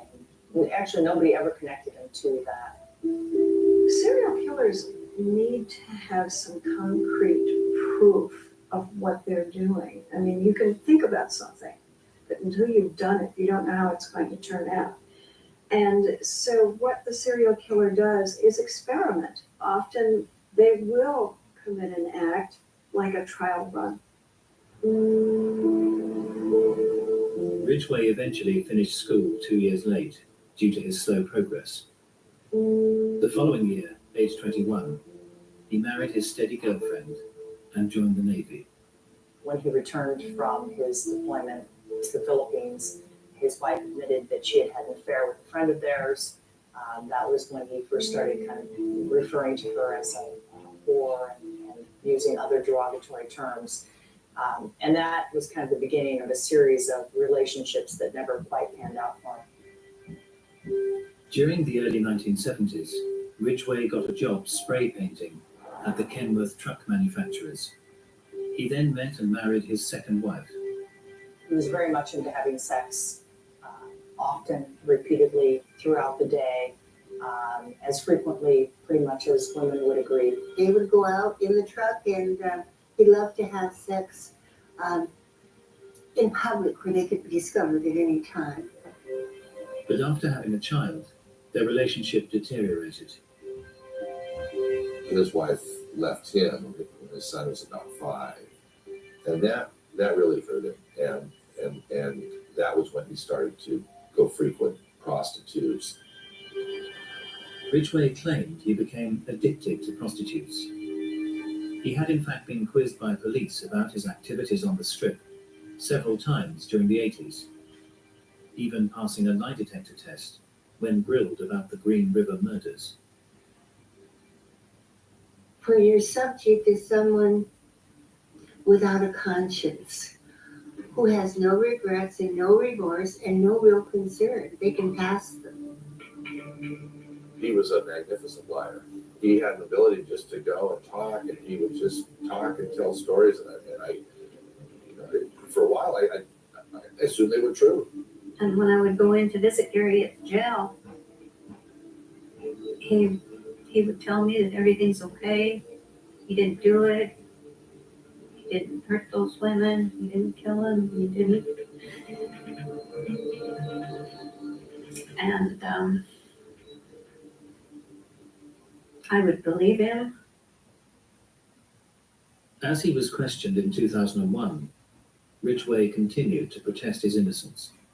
Up to this point, Gary had been maintaining that they had the wrong person, that he had had sex with many prostitutes, he had killed any, and that was essentially going to be the defense. But when forensic evidence surfaced, tying him to 3 more victims, Ridgway's story changed. Myself and another attorney were in the meeting room waiting for Mr. Ridgway. I don't recall what we were talking about, but we both had smiles on our faces when he walked in. And he said, "Oh, you won't be smiling when we're done. I've been lying to you all. I've been manipulating everyone for all these years. I killed them all." Only now would investigators discover the true shocking horror of the Green River Killer's crimes. In 2003, 54-year-old truck painter Gary Ridgway admitted he was the Green River Killer that had eluded capture for almost 2 decades. A man responsible for the murder of more than 4 dozen women. Faced with the death penalty, Ridgway offered to tell the truth about all his crimes, in return for his life. On behalf of the victims' families, who wanted to know the fate of their loved ones, the prosecution agreed. Ridgway would now reveal the true horror of his crimes. Investigators now learned how the Green River Killer had so easily abducted and killed his victims, even at the height of the public terror. He came across as being a very meek and mild, safe person. As a matter of fact, in one situation, he had his child in the car with him when he picked up a prostitute. He looks like a mousy little man. He doesn't look like the kind of person that, if you were a prostitute, that you would be afraid of. They thought, well, he's a family man, he's safe, and turns out he wasn't. He preferred to take them to his house.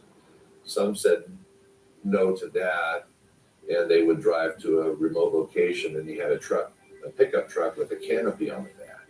And he would convince them to go into the back of the canopy so they could have more room to have sex. But what he would do is, once he got them in a position, either in his bed at home, where he had pictures of his son on the wall, and they felt a little more secure, or whether they were just hopping in the back of the truck, get naked, begin with oral sex. Missionary at some point convinced them that he would be able to finish sooner if they would agree to the rear entry position. When I got through having a climax with her, I jumped on her. He had his arm around the girl's neck. I want you to pull on her neck. Pulling really hard on her neck. Ow! Just like this. What are you saying to her? Don't fight, and I'll let you go. And then choke them with his forearm. I'm feeling, I gotta kill her.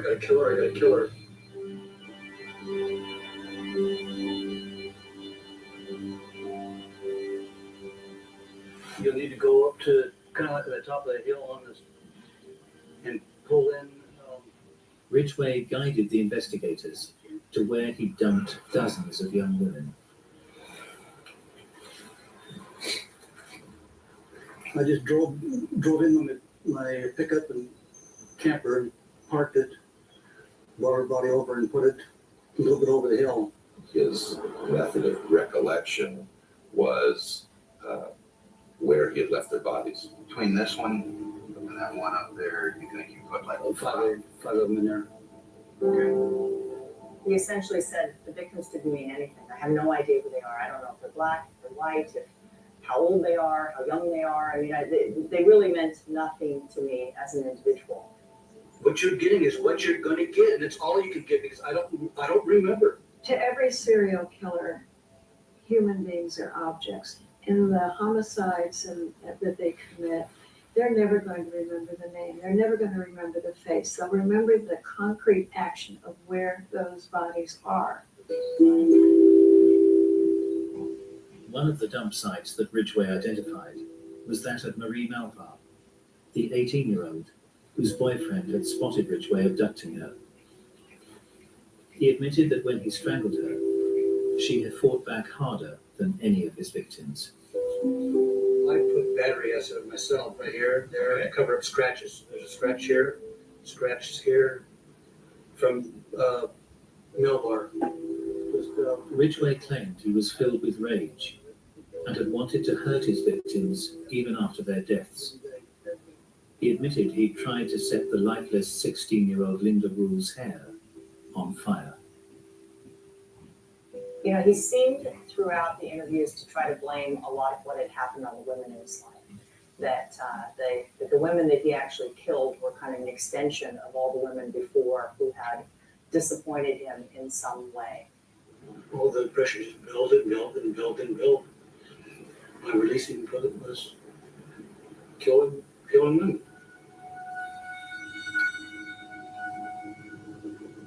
He did talk about a number of the victims that he would go back and have sexual relations with them for a number of days after he killed them. Gary, did you revisit any of these?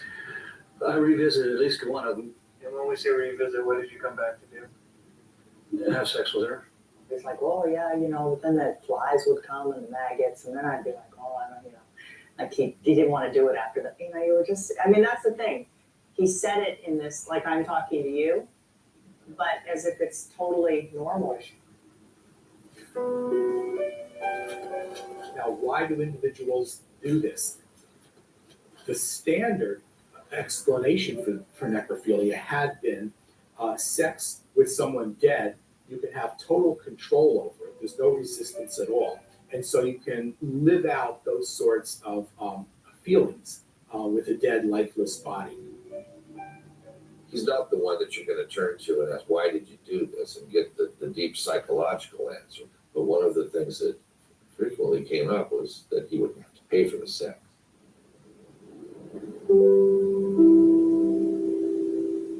Ridgway's murderous spree had continued unabated until he met his third wife, Judith, in the mid-80s.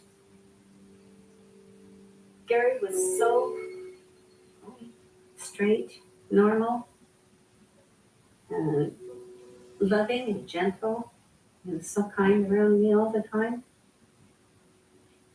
He didn't get mad or upset about anything. It seemed like the perfect marriage. When he first met her, he stopped patronizing prostitutes and stopped killing. And then, as he put it, he fell off the wagon. Gary would call home and say that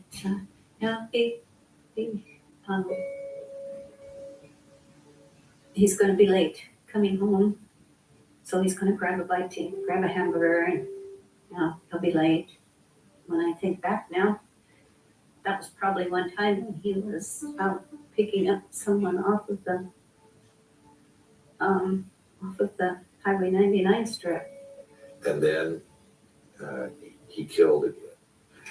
Right in here's where I killed her. Here. 20 feet.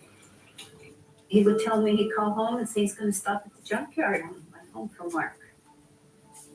And then when he got home, he didn't really have any parts from that.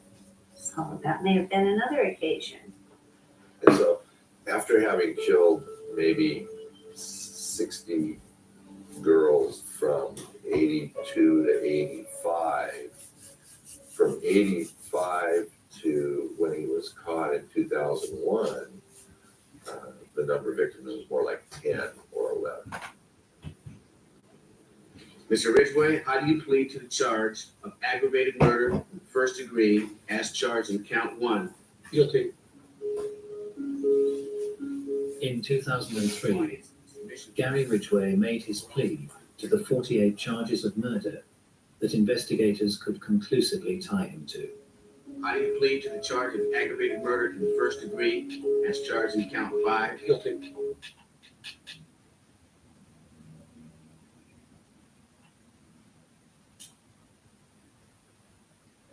Little remains hidden under a bush.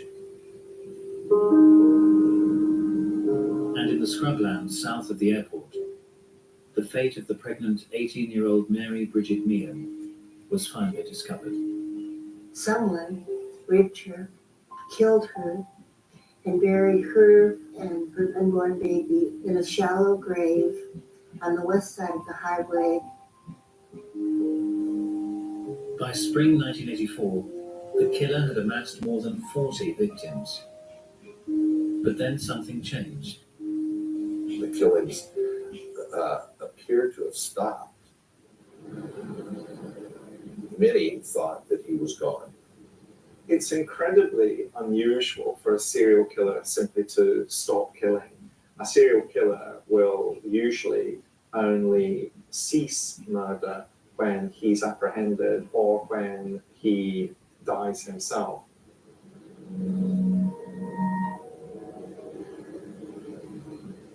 In 1985, the truck painter from the house in the quiet cul-de-sac began dating 40-year-old divorced mother, Judith. When I first first met him, I thought he was quite the gentleman and so polite and nice. He loved the country music and the dancing. And he was always smiling. He never got angry. And I just thought he was the greatest. It was like love at first sight. Within months, the house became Judith's home. He offered to help me move and I could move in with him if I liked. There was no carpet in his house, so he let me pick out some carpet. So he had previous renters in there. He had told me that the little one had wet on the carpet. The house needed a woman's touch. After 3 years living together, the couple wed. We were married in 1988.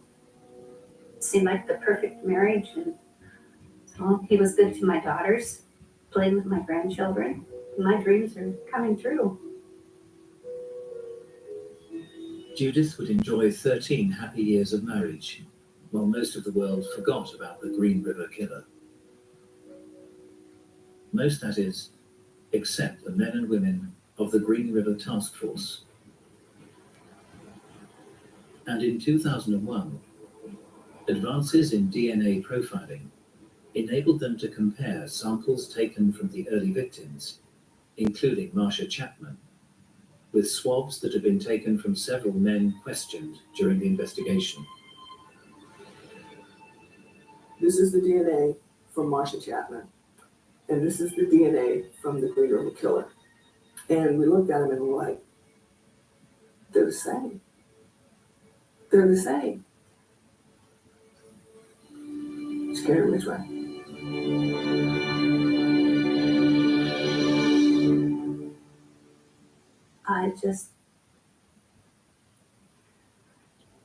I couldn't believe it. I was just devastated and in shock. And I think I went into denial. I wasn't believing it. Only now would the world discover the shocking truth about Judith's husband, Gary Ridgway, the most prolific serial killer in US history.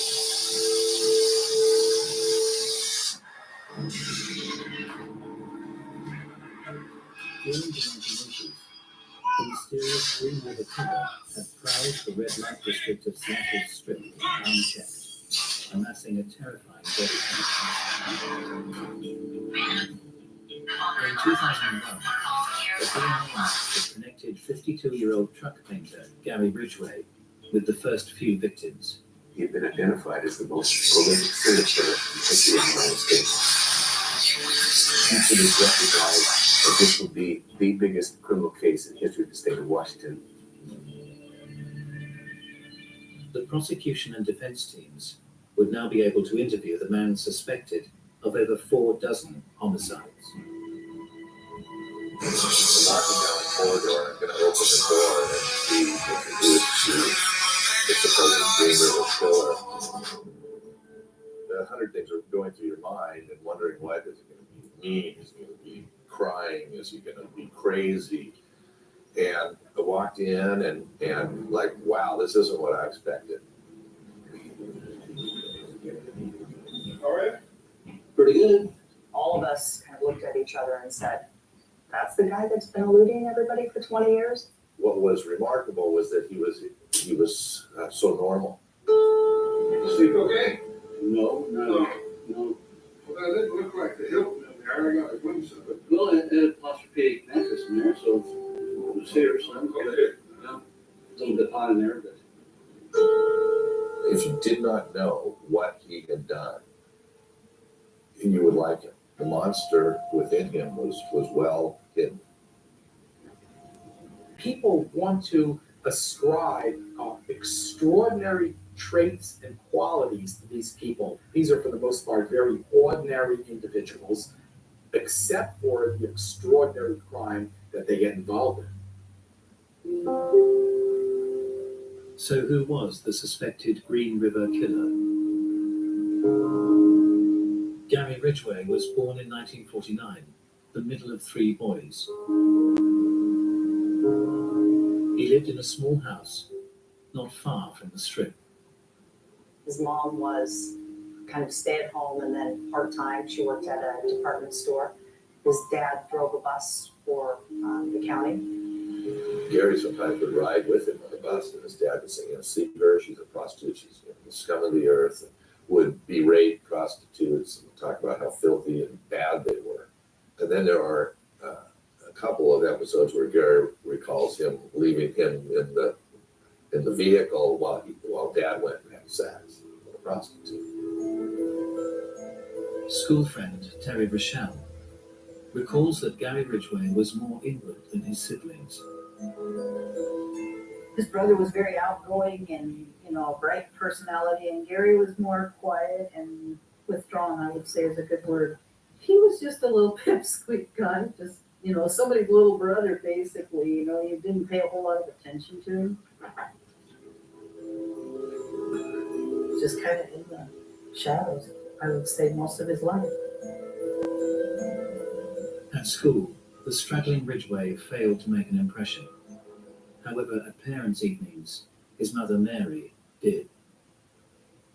All the women kind of sat back and looked at her strange because she would wear a big bouffant hairdo and lots of makeup, short skirts, which were not really the style in those days, especially for a mom. She just always seemed like she was trying to be very glamorous and not like our moms at all. I always remember her wearing kind of the Really tight shorts and low cut. low cut tops and longer hair. She was very attractive lady. Ridgway admitted wetting the bed throughout his childhood and well into his teens. When he would wet the bed, his mother would put him have him get in the bathtub and wash his genitals. During one bath, her robe fell open and she was naked underneath, and he felt arousal at that, and at the same time knew that it probably wasn't a good thing to feel, but he felt it. He talked about having some sexual feelings towards her. He described in some detail watching her when she was in a bathing suit and looking at her and thinking that she dressed pretty provocatively. This overly sexualized person washing her son's genitals, and you realize that most teenage boys are having an awful time with dealing with their own emerging sexuality, has to have had an impact in some way. Boys need to see their mothers as asexual. It is very, very destabilizing for an adolescent boy to see his mother in a sexual manner. It's very hard for an adolescent boy to imagine his mother having sex with anybody, including his father. And so when a mother behaves in a sexualized or hyper-sexualized way, it's very unsettling for an adolescent boy. As Ridgway got older, he started showing signs of destructive behavior, starting fires, and as a teenager, he took his first step towards murder.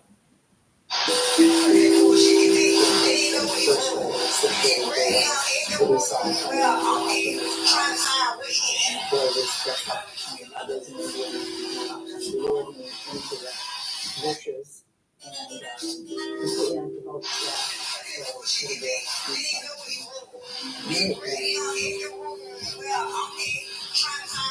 and completely unprovoked after describing the like a blow up and they go and just walk away. He actually remember the other people I need to have some concrete proof of what they were doing. I mean, you can think about something, but you really don't if you don't know how to say that. And so what the serial killer does is experiment. Often they will commit an act like a trial run. Ridgway eventually finished school 2 years late due to his slow progress.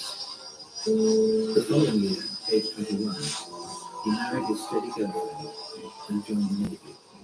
When he returned from his deployment to the Philippines, his wife admitted that she had had an affair with a friend of theirs. That was when he was referring to her as poor, using other derogatory terms. And that was kind of the beginning of a series of relationships that never quite turned out. During the early 1970s, Ridgway got a girl spray painted as a kind of threatening actress. He then met and married his second wife. He was very much into having sex repeatedly throughout the day, as frequently pretty much as women would agree. They would go out, they would touch, and he'd like to have sex in public where they could be discovered at any time. But after having a child, their relationship deteriorated. His wife left him when his son was about 5. And that really hurt him. And that was when he started to get frequent prostitutes. Ridgway claimed he became addicted to prostitutes. He had in fact been quizzed by police about his activities on the strip several times during the 80s, even passing a lie detector test when grilled about the Green River murders. Looking for a career change? When you're subject to someone without a conscience, who has no regrets and no remorse and no real concern, they can pass. He was a nice guy. He had the ability just to go. He was just tell stories. And when I was going to visit Harriet now, he would tell me everything's okay. There's joy.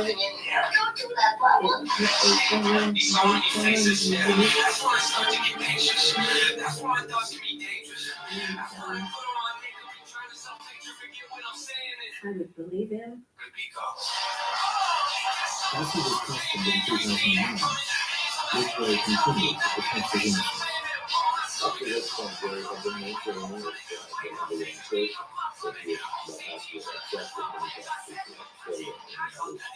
Essentially wanted to do the film. His wife found the evidence surfaced, tying him to 3 more victims. Ridgway's story changed.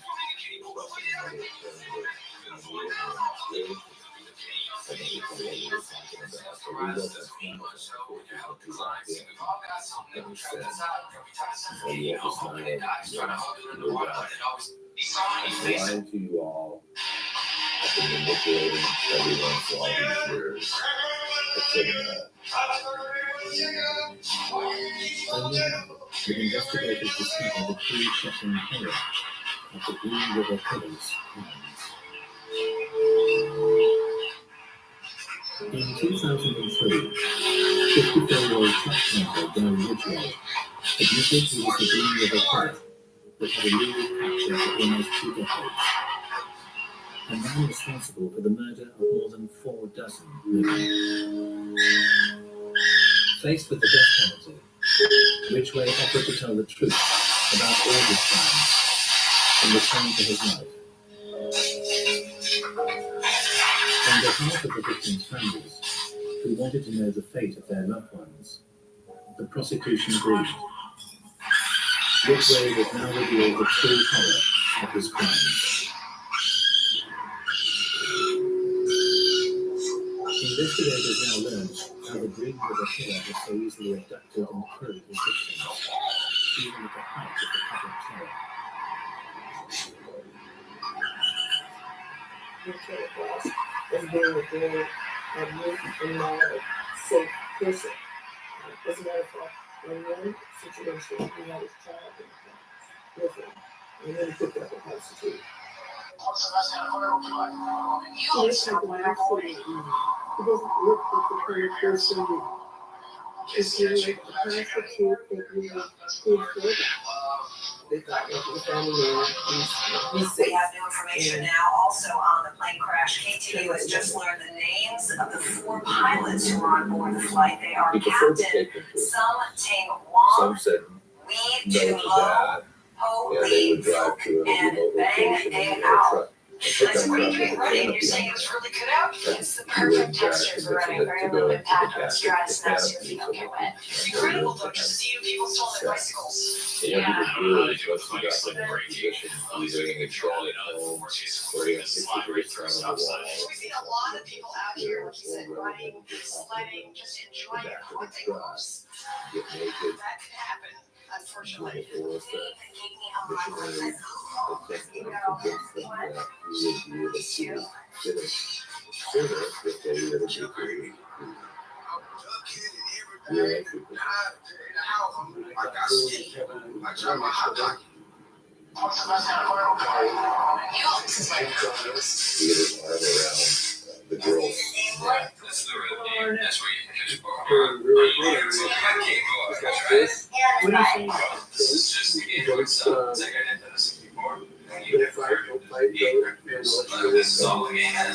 And then choke him with his forearm.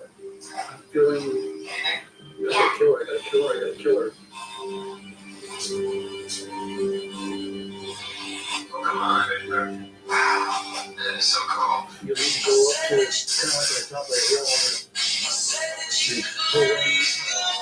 Ridgway guided the investigators to where he dumped dozens of young women. Hi, I'm Kiko. I'm 23. I go to UCSB, and I also I just drove in with my pickup and parked it, brought her body over and put it over here. His method of recollection was where he left the body. And this one,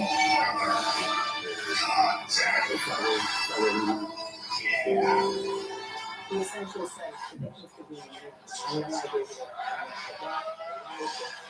and then I gave it What you're doing is actually really good. It's hard to get it. You need it. Everything is kind of human beings are anxious. In the homicides and people, they're never going to remember the face. They'll remember the concrete action of where their father's one of the campsites that Ridgway identified was that of Marie Alvin, the 18-year-old whose boyfriend had spotted Ridgway abducting her. She admitted that when he strangled her, she had thought back harder than any of the victims.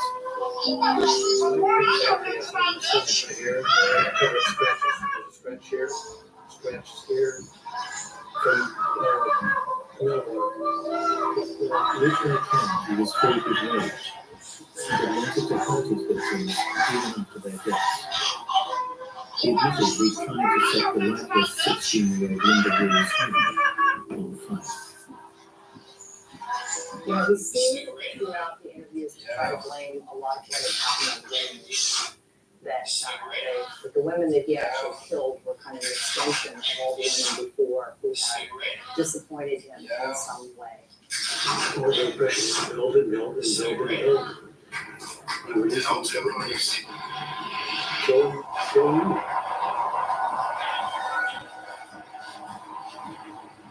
He did talk about a number of the victims that he would go back and sexual relations with them for a number of days after he killed them.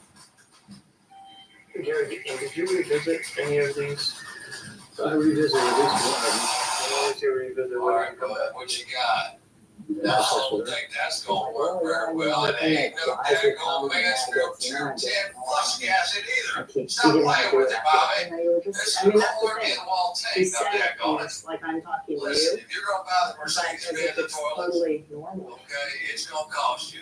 It's gonna cost you on the service, it's gonna cost you on the lead time. Do this. Scan your QR code, call your local distributor, and Explanation enjoy for the ride. necrophilia had been Now, I can probably do a more in-depth video about these things on YouTube, but we only got about 9 seconds to make this thing happen. There is this locking tab, you gotta fold over. Make sure you got some long needle nose, man. See my little pointer fingers, all that pressure. Why did you do this? Get the deep psychological Drop the gasket, Bobby. Whatever you do, that part is what Dad called it, boy. Oh, you're lucky. You're lucky, Bobby. You better fish that thing out. We Ridgway gotta get on was down the split road and next one. Now continued look, unabated This has got a little adjustment needs to be made. Got snap in spaceship fill valve right there. Gary Get was your gasket in there, Bobby. It don't matter which side, just get it in there. Stop playing with it. Make sure your fill level's right. Just right there. You don't poke the bogeys. Snap, snap, bang, bang, boom, Bobby. All right, bud, what you got? No, I don't think that's gonna work very well. It ain't no daggone Mansfield 210. When he first met her, he stopped smoking and stopped. Then as he put it, he fell off the wagon. Gary would call home and say that,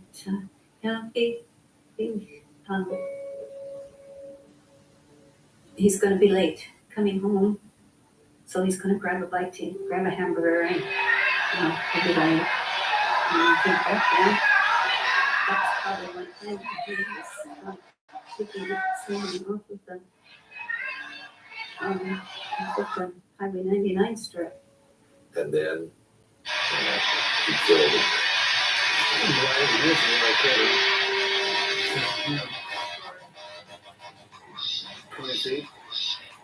He would tell me he'd call home and say he's gonna stop at the junkyard. And then when he got home, he didn't know what he was doing. That may have been another occasion. So after having killed maybe 60 girls from 82 to 85, from 85 to when he was caught in 2001, the number of victims was like 10. Mr. Ridgway, how do you plead to the charge of aggravated murder in the first degree as charged in count 1? Guilty. In 2003, Gary Ridgway made his plea to the 48 charges of murder that investigators could conclusively tie him to. I plead to the charge of aggravated murder in the first degree as charged in count 5. So he confessed, and I sat and listened to him say guilty. Mr. Ridgway, how do you plead to the charge of aggravated murder in the first degree for the death of Marcia Chapman? Guilty. After everyone came For the death of Mary B. Meehan. Guilty. I just sat there and cried, and that's when it finally sunk in. This is real. He did it. There's someone else inside of him. When he went through the door and left to go to work, he wasn't coming in that I know. Count 19 for the death of Linda Rule. Guilty. I would think back and think about all those years that I was with him when they realized was he just using me?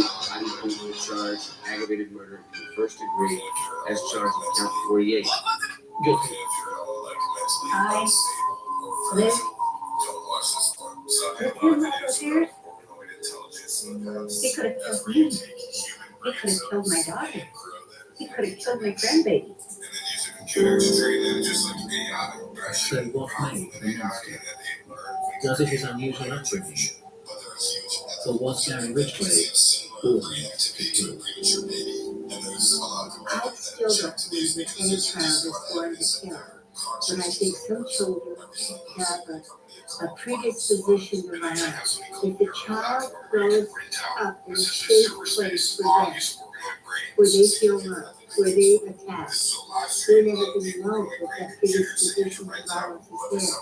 But if that child is born into a home where they're afraid, where they're neglected, where they're abused, then you have the perfect soil to grow a serial killer. And I think that a boy and his mother have a certain relationship, and when that relationship is different, then I think that's when they start seeing those kind of switches turning on and off. This is one of my ominous signs. She was somewhat seductive and so on. These sorts of unhealthy relationships with maternal figures. People that I've encountered that have prosecuted murder, I think that their circumstances have driven them to do what they have done in the majority of cases that I handle, I would say. I did not see that in this plan. I truly believed that he was hardwired that way, whatever we want to say. The Green River Trail was definitely going to sell. He was an individual who had this changed gene and culminated in a tremendous number and intensity of homicides. His brain is definitely like, he's just like, it has to be a brain miswiring. I don't know about the nature. I think it's some sort of a decision. And I think we all have some capacity of survival, but you can decide, you can control it. And he decided how he wanted it. 19 years after Marcia Chapman's body was discovered beneath the surface of the Green River, Gary Ridgway was sentenced to serve 48 consecutive life terms without the possibility of parole. They allowed Marcia back her justice because it was DNA found on food that they could match with Gary Ridgway. And Marcia got her then. Before Ridgway was led away, Judge Richard Jones instructed him to face the victims' families. There's a tremendous amount of emotion that these family members want to pour out from Gary Ridgway to hear. I can only hope someone gets the opportunity to show you the conscience, so you can live through the horror that you put our daughters, our sisters, our mothers through. I think everyone's had enough water today. Father Zachary, oh, you've been awful naughty. Father Zachary likes to hear the other religions reciting the scripture. Now, very short. All these are awesome. I think for all of us, as we brought families up, and it's really good. Abortions. My wife is like, I'm out about what's happening with Father I Zachary. recall in the rules, Father, there are people here that hate you. I'm not one of them. We're very sympathetic. Very compassionate individual. What God says to do, that's to free of all. That's so spiritual now. So you are forgiven. Never failed coup. One of the seven On one hand, I'm sitting next to a person who's done the most inhumane things to other human beings, and then 15 feet away is the person doing the most humane and merciful things.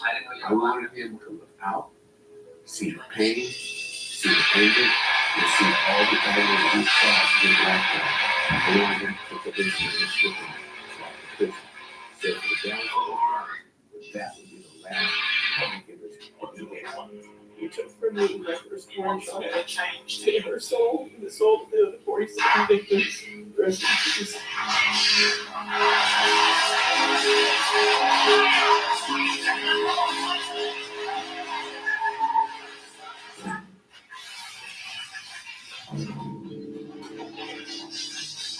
Foot forward, Donald P. Gaskins, without himself the title, the meanest man in America. If you had a business dispute, you'd sue him. He would pay. The serial killer, who is to be believed, was responsible for over 100 cruel and sickening murders. Right over here is where he just gonna go in, and then he hit the baby in the back of the head. And he was like, the total amount is 105 people. The man who wouldn't stop killing, even on death row.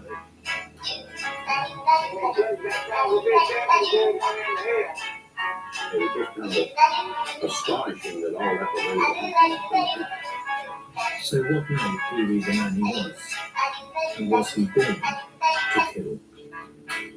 My daddy, we call him Saturday. He would have to super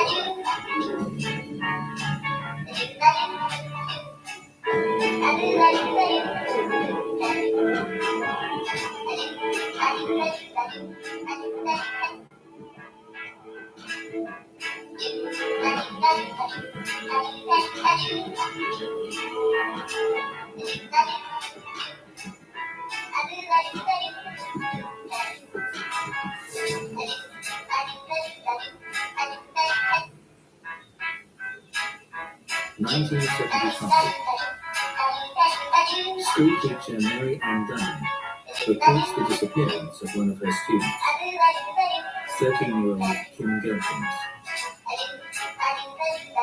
Kim was in a class of fifth graders, most of whom were 10 or 11 years old, but she was 13 as I recall. She was quiet, petite.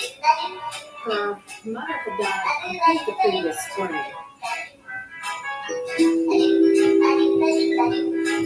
I think she was lonely for her mother and sad. So she was looking for somebody to pay attention to.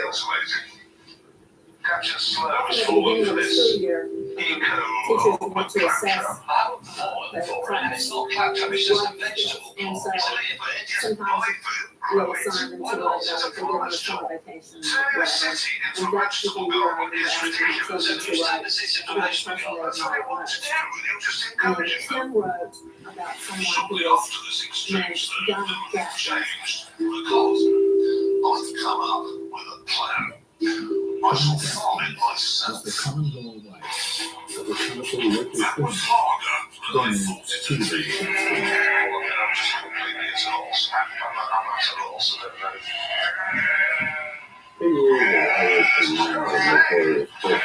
I think it would be much everything that was different.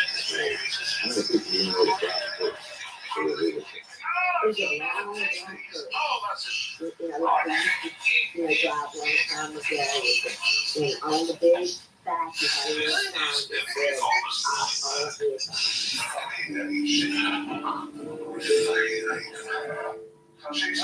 said,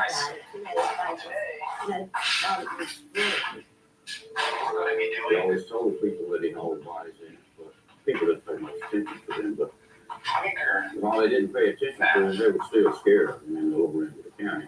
Everybody, he talked about Pee Wee, they sort of were running and hide because they were scared of him. He had that kind of reputation. 100% with that $30 on it back. Gaskin's daughter Shirley remembers the day Kim Gilkins vanished. Half of that bag, Her mom had died, and then we're gonna and she sell got the to be other friends half. with Daddy because Daddy was living in Charleston. She was a sweet little girl. We had just come back from the park, and my mother-in-law lived next door, and our children said, "Go ahead and get something to eat." So I said, "Well, go on over there, and I'll be there in a minute." We're And gonna they were buy going over $20 there. more I said, "Where's Kim?" Nobody had seen Kim, on another bag. and she just walked out the door and That leaves us disappeared. with $10 left. With that $10, we're And gonna Daddy spend said, $5 "Well, on don't worry about it. cigarettes. She'll probably run away." Leaves us with $5 more, right? So we're gonna Kim was spend not the $4 of only that missing dollar person. on bus 5 years fare, earlier, in go 1970, to the Jack in the Box. Shirley's cousin, Janice Kirby, When we get to that Jack in the Box, we have $1 left. We're gonna spend that last dollar. Janice and I mean, On one we more were cigarette. young, we did everything together. She was a Hey, what's up, sweet guys? girl, Today, very so smart let's think girl, transitions. very Let's good think back to at school. school. Man, everyone's trying to get you into a cult. Yeah. Usually get you into a cult, you want friends, or you like give So her she their first disappeared, everybody said, you know, she wanted her. We were all like looking for her, we were searching for her, everybody's calling everybody, but they knew, but you know, trying to find her. You know, after 6-7 months, we knew something was right. I've got boo! Now, detectives investigating the new disappearance began to focus on Shirley's father, Donald P. Gaskins. Found out clearly working on image that had been working on the evidence itself and attempt to find Kim Gilkins. Started looking for the Gilkins story. And of course, we did not have TV at the time, but we did have some individuals who were running TV at the time. We did pick off anywhere, and after a lot of talking and everything, we also finally took his birthday without a soul where he would have to be very Well, I know it's absurd, but I dreamed the boogeyman was after me, and he's here! They knew something about it, but they didn't have any idea what we were gonna find until we started digging. We took probably, I guess, 10 or 12, 15 deputies spread open. We just lined up and started walking slowly into the woods. Sometime during that process, when moving through the bushes, somebody discovered that there were some bushes that had been put there that weren't programmed. More metal probes, maybe 3 feet long, with a key on top, rebar long. He stands out from the shop and he's going, Chris, I love you. Chris, I need you. And then he goes, Chris, oh crap, I want to die. Chris, and she's freaking out like, what the fuck? So they call the police. He gets arrested. All my cousins, all of us were like, we gotta go. So we see Larry started digging. He's like, I just don't understand what I did wrong. This is a female too. She's like, 6 miles. would you mind sharing some of the lyrics? We're all like, oh shit. And he fucking, Chris, I love you. Chris, I need you. Chris, oh crap, 'cause I want to die. She goes, okay, that's how. I'm gonna put a restraining order piece under supervision to mix it up in his fucking hair. He would say shit to me. He would swear to me. The nurses would give him head in the hospital. I have a cousin who is. I had been in law school from 12 and a half years prior to it. And I'd never seen anything that night before. But the discovery of the 6 bodies was just the beginning of a shocking tale. The Publica claims that Gaskins was the most prolific serial killer in US history. In 1975, the disappearance of 13-year-old schoolgirl Kim Gelkin had led detectives to a burial site in the woods of South Carolina.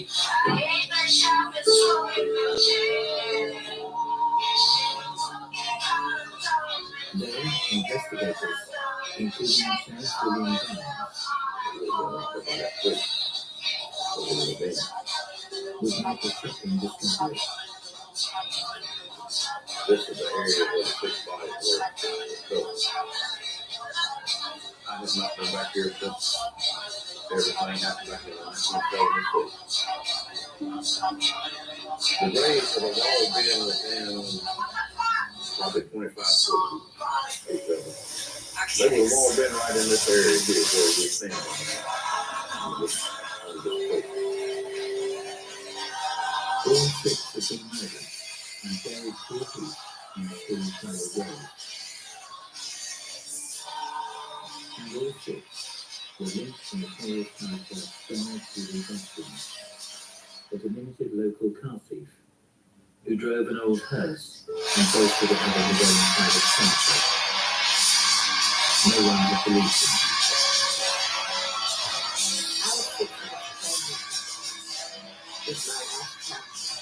And we were, when the cops came up and, they were telling me, that they were looking for my daddy from murder. I went in the labor. My baby was born. I wasn't even 7 months pregnant. With that, he was 2 pounds. All of a sudden, we found ourselves on the last one. I was one of the first reporters on the scene, and I got a lot of it firsthand, and it was just, to me, it was so shocking, that's pretty wild, and it's hard to believe in South Carolina.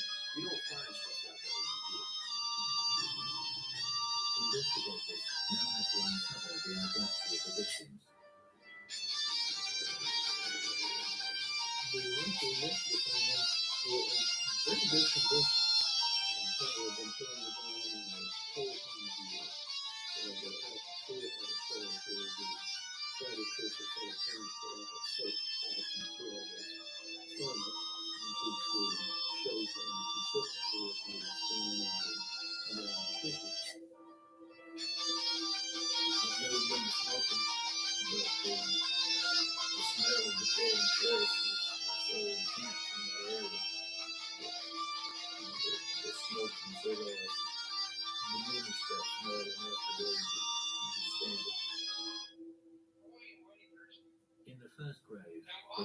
25-year-old Dennis Bellamy and his 15-year-old half-brother, Johnny Knight.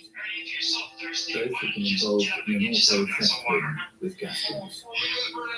Daddy said they were going to steal the car. And they came by the house, and I had just cooked some biscuit and coffee, and they ate some biscuit and coffee, and they left it, and they said again. We took them down into the woods and put a big oak tree, so pointed up in the tree and was telling them how they could use that to throw a chain horse over, to pull engines out of the car and dispose of stolen property. This would be the tree. What he brought two fellows out, pointed up to the wind, talking about how they could force the motors out of stolen vehicles up here. As they were looking up in the tree, he shot one of them in the back of the head, and the other one ran, he shot him.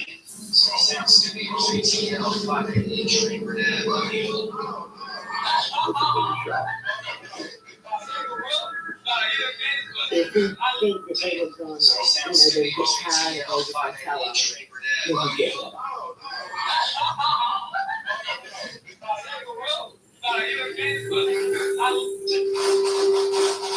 The other four victims, 2 men and 2 women, were all people Gaskins thought had wronged them or might betray them. But none of the 6 bodies found was that of missing schoolgirl Kim Gaskins. Gaskins was arrested trying to flee the area. Faced with the prospect of the death penalty for his crimes, he struck a deal to lead investigators to further evidence.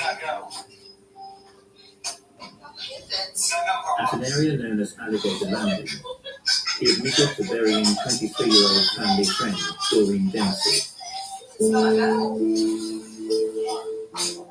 and her 2-year-old daughter, Robin. Doreen Dempsey and Robin was upset because they were very close to the surface. They were not really very deeply. The child had some injuries to the head that we felt was probably from Right here is where my daddy used to live, and right over here is where he drowned Doreen. Just held her under the water until she drowned her, and then he put the baby in the back of the head and passed it after he had raped her.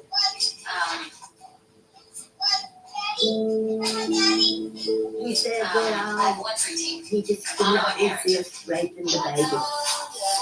He said he just couldn't resist it. We're all about to put Hans Zimmer out of a job on this blessed day. I'll show you a vital trees.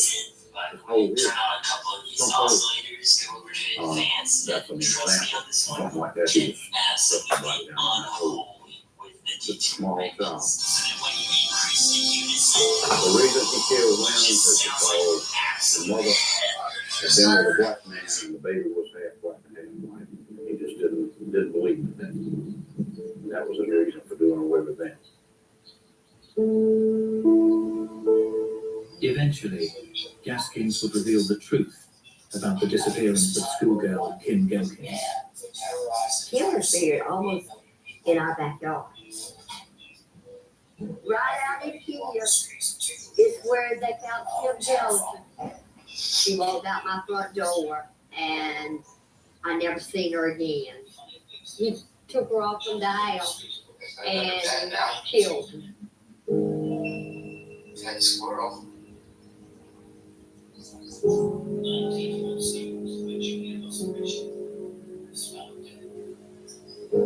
Got a pet squirrel. 8 years after he had killed her, Gaskins finally gave up the body of his niece, 15-year-old Janice Kirby. I'm scared as fuck right now. I don't know what to do. This is the gravesite where his niece Janice Kirby was buried. He killed her in 1970, and her body was recovered in 1978. Neither was a child or a small kid. That's the toughest thing. It's hard not to get involved. This little girl here, she's just a young teenager, really. wife snuffed out, stuck in a hole in the woods. Nobody knew where she was, what happened to her.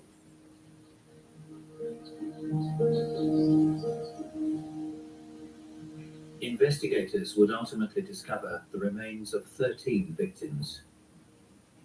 A body count that made Pee Wee Gaskins the biggest mass murderer in the history of South Carolina.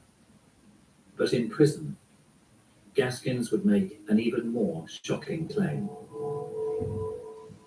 I just shivered.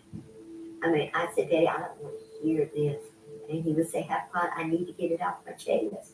I need to tell somebody. Gaskins is going to claim that he murdered some 80 to 90 young people, torturing them, then prolonging their death, torturing them again, and then hiding their bodies. He allegedly started in 1969, killing young women primarily, later young boys and young women, along the coast. He used to travel up and down the road and pick up hitchhikers, and he would torture them. He always talked about dumping their nude bodies into marsh areas and sinking them deep enough so that it'd be unlikely for people to be able to find them. Gaskins, if we take his work seriously, is clearly a process-focused serial killer. He's someone who wants to be with the victim to experience the terror that the victim is experiencing for as long as possible. Gaskins, for example, would often describe going into a hardware store and eyeing up particular tools that he felt he would be able to torture his victims with for longer. We're dealing with a very, very cunning predator who is quite clearly also a sexual sadist and a psychopath. He alleged that he did 10 or 12 a year. Practically every month he'd kill somebody along the beach. He said every so often he would get this urge that he would have to see blood. He called himself a vampire. He said his stomach would get to hurting. He said he would just get tied up in knots. He said he just couldn't be still. He would just tremble all over, and it would not stop until he killed somebody.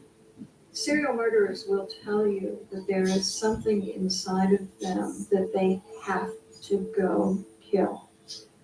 And that's common among serial murderers. It's almost like somebody who's almost so anxious that if they don't do something, they're going to break into a billion pieces.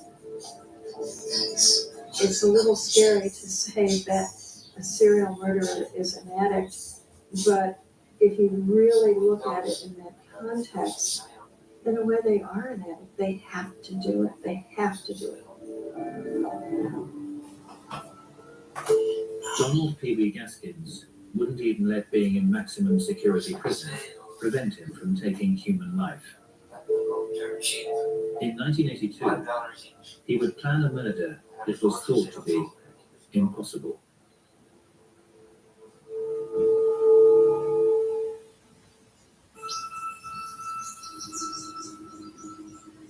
No one had believed hearse-driving criminal Donald Pee Wee Gaskins when he boasted of having his own private cemetery in rural South Carolina.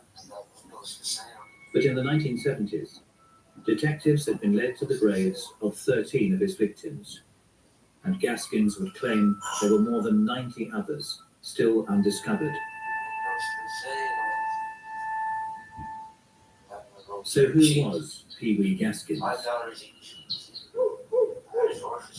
Most of my family was good Christian people. I mean, my daddy's the only person I know in my family that ever got in any trouble. And he did enough for everybody.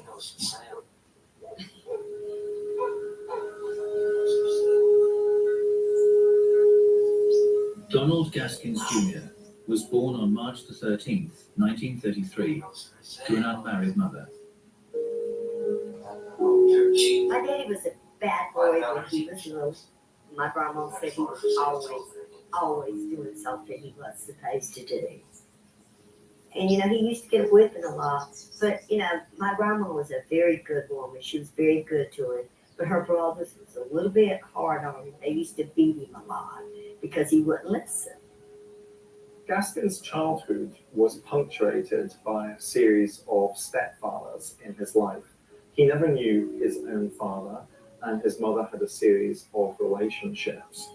Gaskin's childhood was also characterized by physical abuse, both at home and especially at school. Gaskins was a Kiwi, he was a small guy, and so many individuals who live that lifestyle and that culture have to compensate for their small stature and overcompensate by trying to demonstrate how tough he is, how aggressive he is, to gain a reputation. And Gaskins was pretty good at that. Gaskins dropped out of school at 11, forming a gang with two friends. Together they dubbed themselves Burglarize places, assault people, they would rob. Here we've got a boy who is clearly what criminologists would call being involved in differential association. In other words, he's going to gain status not through having peers who are going to do well at school, but instead he's going to gain status through associating with boys through committing crime. Initially petty crime, but that would degenerate. Gaskins would eventually commit a sexual offense, a rape. I know Daddy and his two friends, they raped one of the boys' sisters. Together, the troubled trio had lured the girl to their hideout and taken it in turns to rape her. Jesus Christ, bro. And they used to, you know, get together and do all kind of mean things together. In 1946, aged just 13, Gaskins would graduate from rape to attempted murder. Whilst burglarizing a house, Gaskins was disturbed by a young girl. He hit her in the head with an axe and left her on the ditch bank, thinking she was dead. The only thing that kept her alive was there was a little bit of water trickling through there, and it kept her alive till someone found her, or she would have died. The girl was able to identify her attacker. The juvenile Pee-wee was sent to reform school until his 18th birthday. In our area, fucking nose straps, man. where Isn't that a kids squirrel got stuck in a in trouble fucking there, nose strap? and they made them work on Oh, fuck. this sort of stuff. It's a nightmare. I don't think they mistreat them, but they made them work on them. Fucking nightmare, dude. The diminutive Gaskins claimed that on his second night in Oh, fucking custody, thing was a nightmare. he was ambushed in the showers and gang raped by 20 boys. I wasn't even sleeping. He would have to accept How do you the have a nightmare protection when of the you're not even dormitory's sleeping? boss boy in return for sexual services. Fuck. Daddy was a really tiny, tiny person. And, you know, the bigger boys heaped on him. Well, we got That shit was crawling all over my fucking stuff, Well, man. what often happens, Probably as fucking often pissed. happens in prison settings, is you're put in with a group of individuals who are generally worse than you are. Very frequently, they were quite brutal. Over the next few I'm years, gonna get sick, huh? Gaskins would run away repeatedly. But in 1950, he was due for release. Yeah, I could Hold smell on, it. my It's hand, stank, a bro. report, February 28, Still smell it. 1950. It says, Dear Dr. Otis, He was crawling the all over subject my was stuff, committed to man. this institution on June He 18, was in my beer box. 1946 by the Court of General He Sessions crawled all over my of beer. Florence County under indictment for assault and battery with intent to kill. We are not attempting Is what any it is. diagnosis, but we are sure from our dealings with abnormal delinquents that this boy is Pretty good antisocial, immune system. and there's something in his past development that is preying upon his How the mind. fuck did he get We in there? consider him dangerous and Where's also he at believe now? he has the homicidal tendencies peculiar to a paranoid type, Spooky dude. requesting psychiatric treatment and requesting proper placement in view of the fact that we have been unable fuck did to he get in just here? order a group. On his 18th birthday, I think he Donald came P. down with Gaskins Chili's. was set free. Well, he left under the door. His Down criminal now, he didn't come back. took up where he'd left off. When he got out of reform school, he got a job Fuck. working for Now I'm a scared tobacco again, bro. farmer. Fuck. And Fuck. what he would do would be to steal the tobacco and sell it. And then he set fire to the barn to cover Come up on, the man. theft.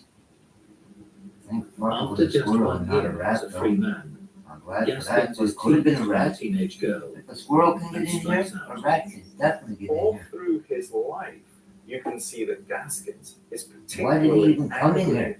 at women. Now, perhaps we can date Digging that through my back fucking shit, to there's nothing the even in fact there, that bro. his mother was a single mother, that Gaskins never knew his father, that there were multiple I stepfathers. think he But for came down the whatever reason, fireplace, man, like Santa Gaskins Claus. shows throughout his life a great deal of hostility towards girls and towards How would he get women. out? And this poor girl who taunts Gaskins about burning down I'm barns confused. sees his wrath and has her skull opened up by Gaskins hitting her with a hammer. Still in the fucking house, I wonder where he's hiding at. Gaskins is convicted of arson, assault with Oh. a deadly weapon, and attempted murder, Scared, bro. and sent to the state penitentiary. I gotta go look for that motherfucker. Here, a group of feared convicts, known as power men, made the rules. Where the fuck did he go? Gaskins was chosen by one such Where violent did the other guys convict go? as a sex slave. Sex slave? That And sounds like fun. Gaskins realizes that if he wants to avoid being sexually abused for the length of the sentence, he too That has squirrel in become here. a power man.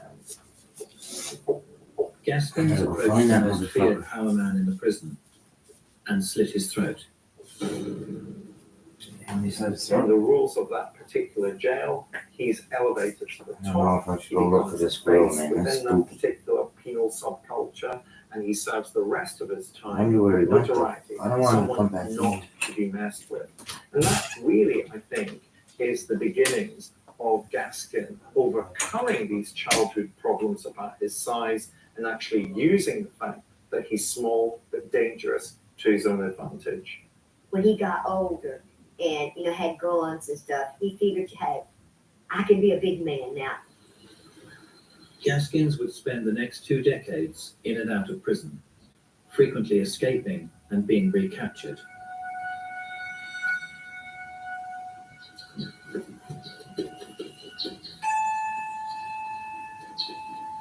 These woods out here is where my daddy would always run.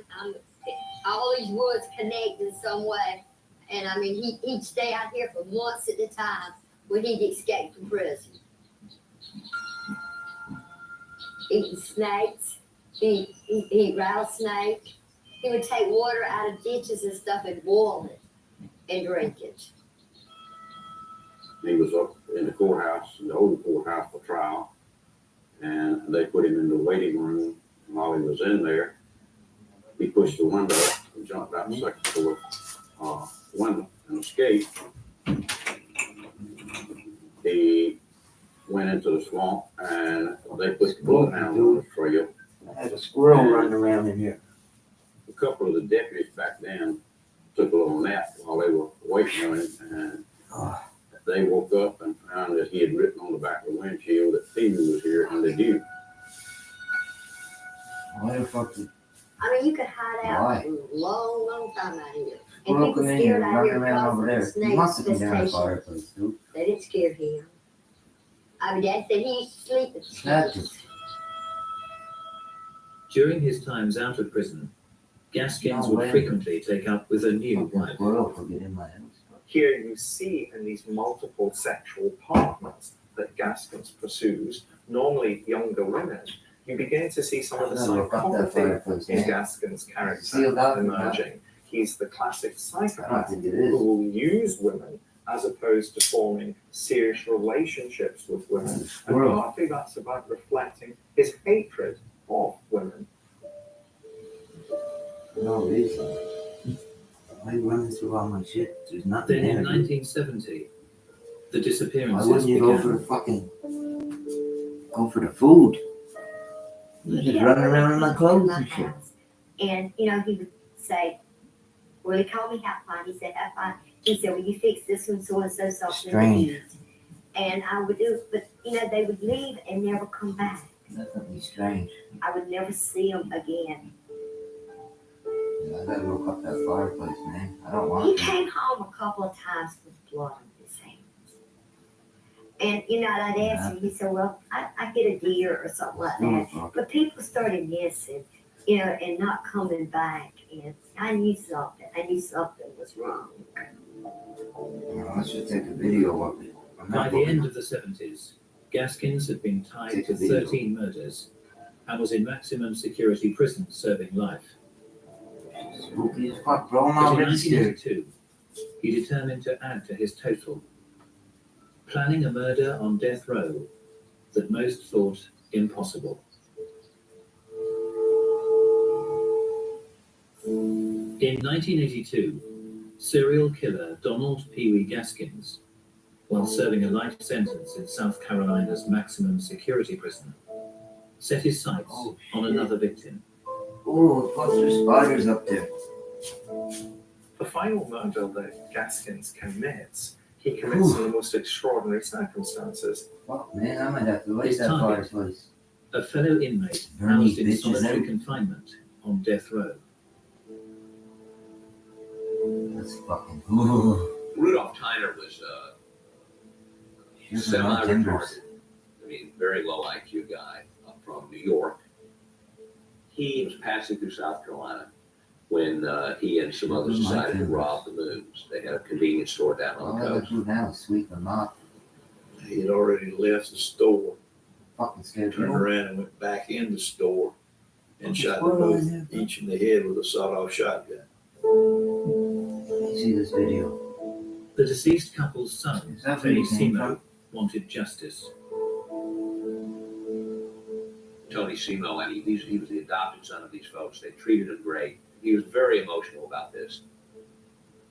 Although sentenced to death, Tyner had avoided execution for years. So he came down there. He had to. There were some procedural problems. Simo, the son, after I think it had been 6 or 7 years, just lost patience. And he'd been sentenced to death twice. Time to get on with it. Tony was friends with someone in prison. They got Daddy and Tony together.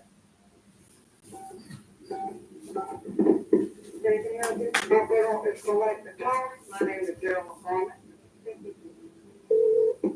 Yeah. I have a customer call to Tony from Joe McCormick, New York Times. Yes, well.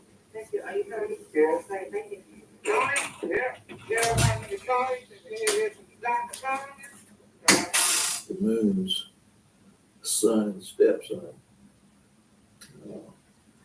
hired Pee Wee to kill Rudolph Tyner. Tyner was housed in solitary confinement in the state's most secure prison. I went to the authorities and I told them that Daddy was planning on, killing someone in there. And they told me there was no way that he could do it. That, it was impossible. Initially, he befriended Tyner and took him food and marijuana and whatever he wanted. And they smuggled in some poison. Didn't work, made him sick. We feel that son was big, all of us but one dose, and all we was doing is making that son was big sick. We put it in some damn book for him to drink the other night. He drank, and 2 more drank, and all it was made all 3 of them sick as hell.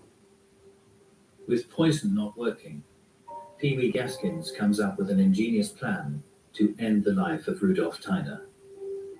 They had made him a maintenance man with all the tools he wanted.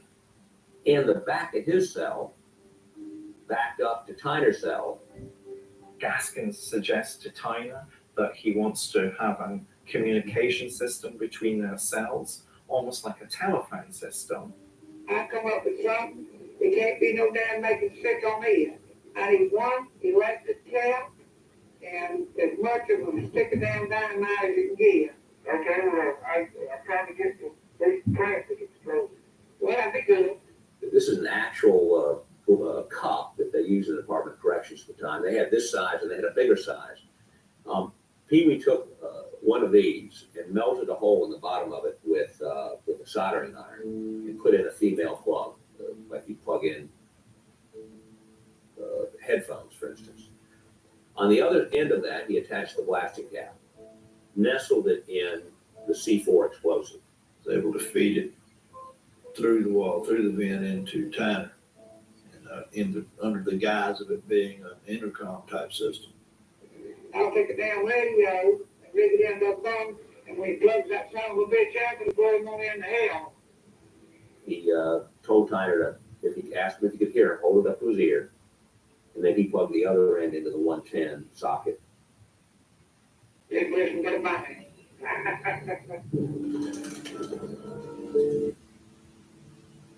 Pieces of him were blown all over the prison. Fingers went everywhere. Pee Wee then pulled the wire back through the vent, clipped it up, flushed it down the toilet, and came out. What's going on? I mean, it was just kind of astonishing that all that was able to happen in the penitentiary. The only good thing about that was that, that was a crime that he could get the death penalty for at that time. Pee Wee had recorded his phone calls with Tony Simo, planning to later blackmail him. But investigators discovered the tapes, and Pee Wee was convicted of Tyner's murder and sentenced to death. So was Donald Pee Wee Gaskins a born killer? This is a 1964 report when he again committed on another crime. And they talked to his mother. The patient's mother said the patient did have a lot of physical difficulties as a young child. When he was about a year old, he drank some kerosene and almost died. The doctor who treated him said his nerves would be bad for the rest of his life. After this incident, the patient began to have convulsions and would remain unconscious for as long as 10 minutes at a time. Miss Hannah said the patient had convulsions until he was about 3 years old. He had bad dreams, often wake up in the middle of the night and be afraid. Miss Hannah said she had to sleep with him until he was about 13 years old. His mother thinks that kerosene drinking early on was the cause of his problems. I don't know. It's become a very popular thing to talk about how concussions can change personalities and can change people's behavior, can make them more aggressive and more assertive. But if it were true that brain trauma had something to do with aggression, we would expect that every serial murderer would have had some type of brain trauma or brain insult. And that doesn't happen.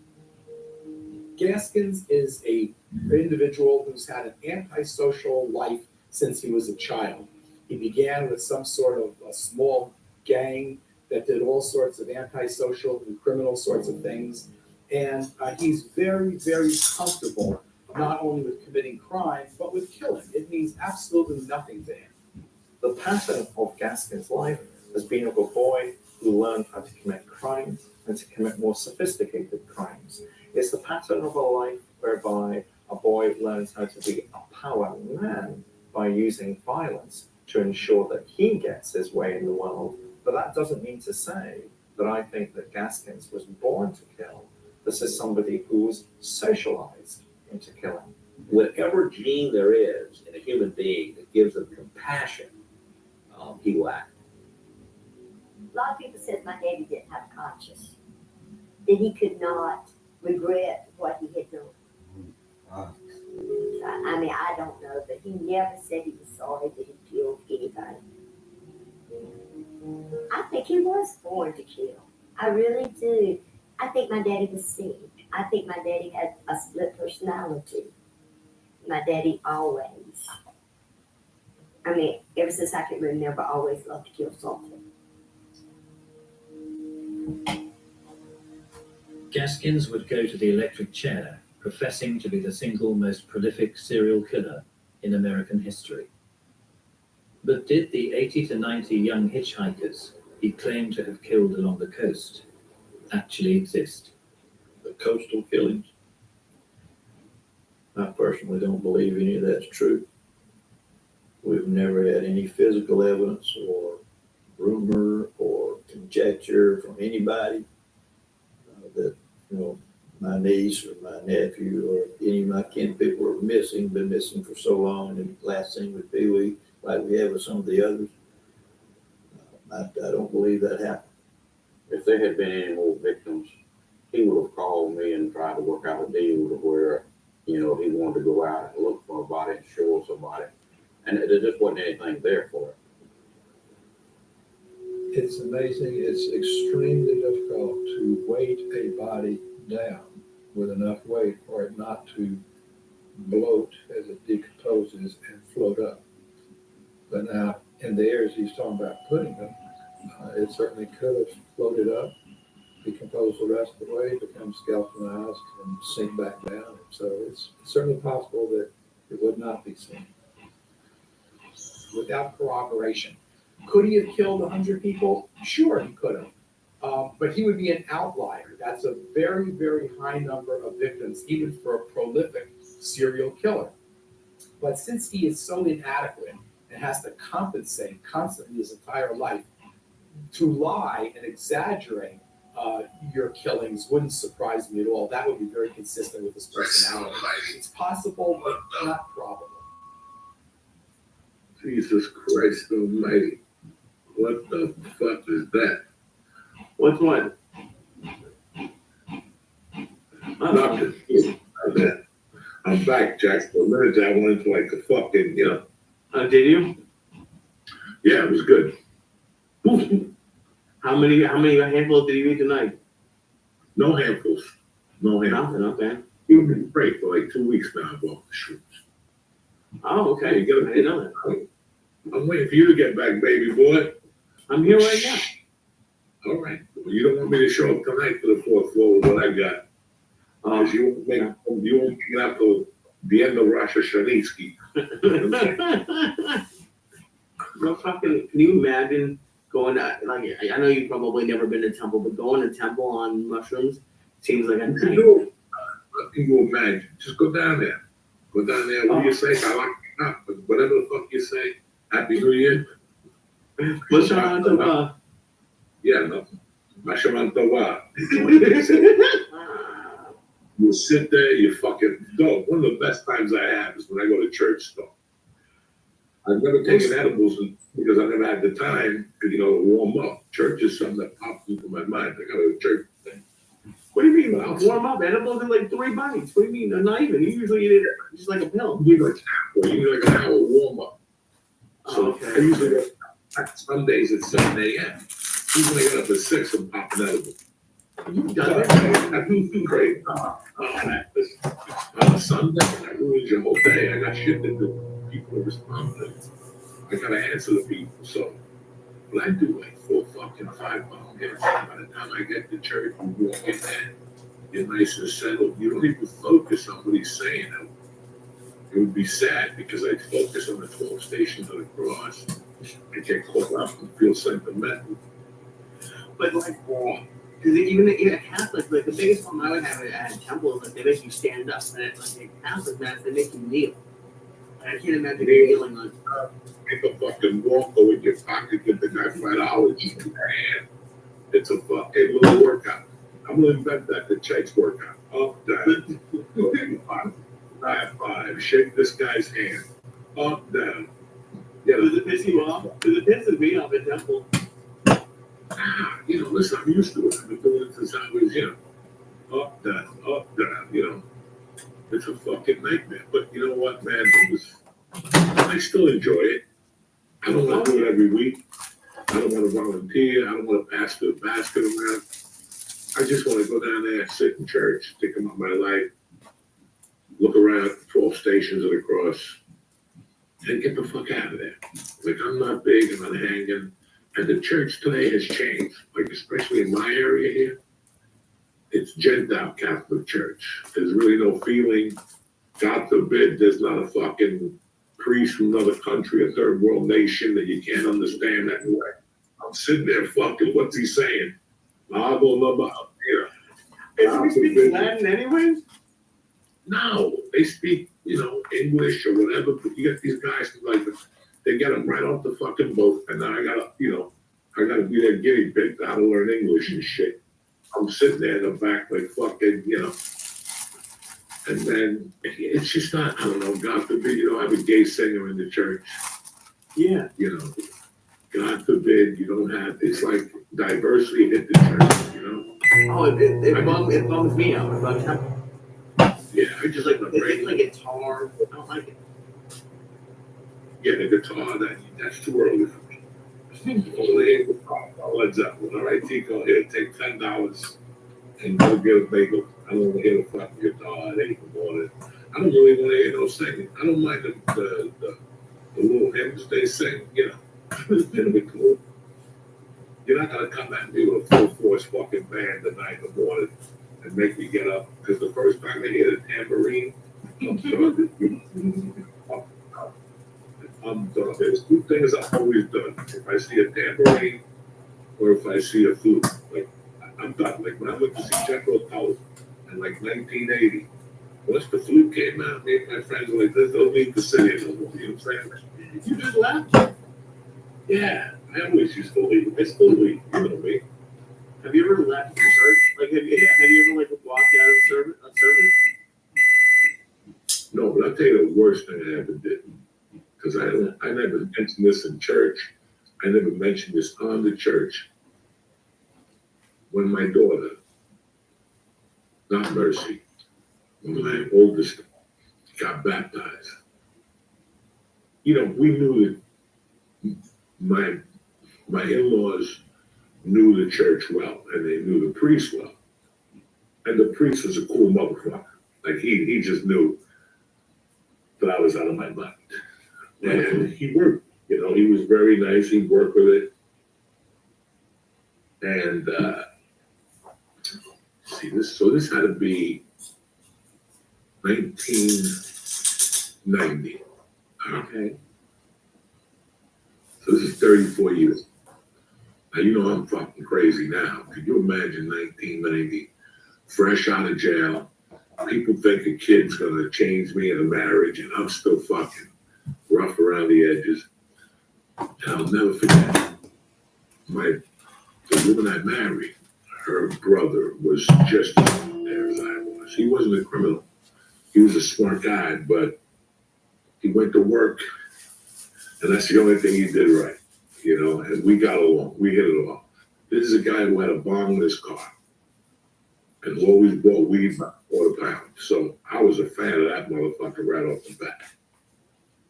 And we went to church, we're getting ready to baptize my daughter. Everybody's fucking there. And he goes, "Hey man, I gotta join us some fucking heavy duty weed." And I'm like, "Are you fucking serious?" And he goes, "Yeah." He goes, "Come on, follow me. I know this church." Because I knew it, but not as well as he did. And we went downstairs in like a lobby and just sparked up a fucking joint. Me and him right downstairs, no ventilation, no nothing. We walked back upstairs. I was happy for like 2 minutes, then I felt like a fucking idiot. First of all, I got really fucking high. And then after we were hanging out, everybody was saying, "It smells like weed." And the steam that was coming out of my wife's ears, you couldn't even fucking, it was just too much. It was just too fucking much. That's the worst thing I've ever done. Like, as far as I'm concerned, kidnapping, mugging somebody, that's nothing in my world compared to smoking in the church. And I still think about it. I'm still like, what the fuck was I thinking? What Did that the like fuck you? was... Did he like ask for forgiveness for it? I asked forgiveness for everything.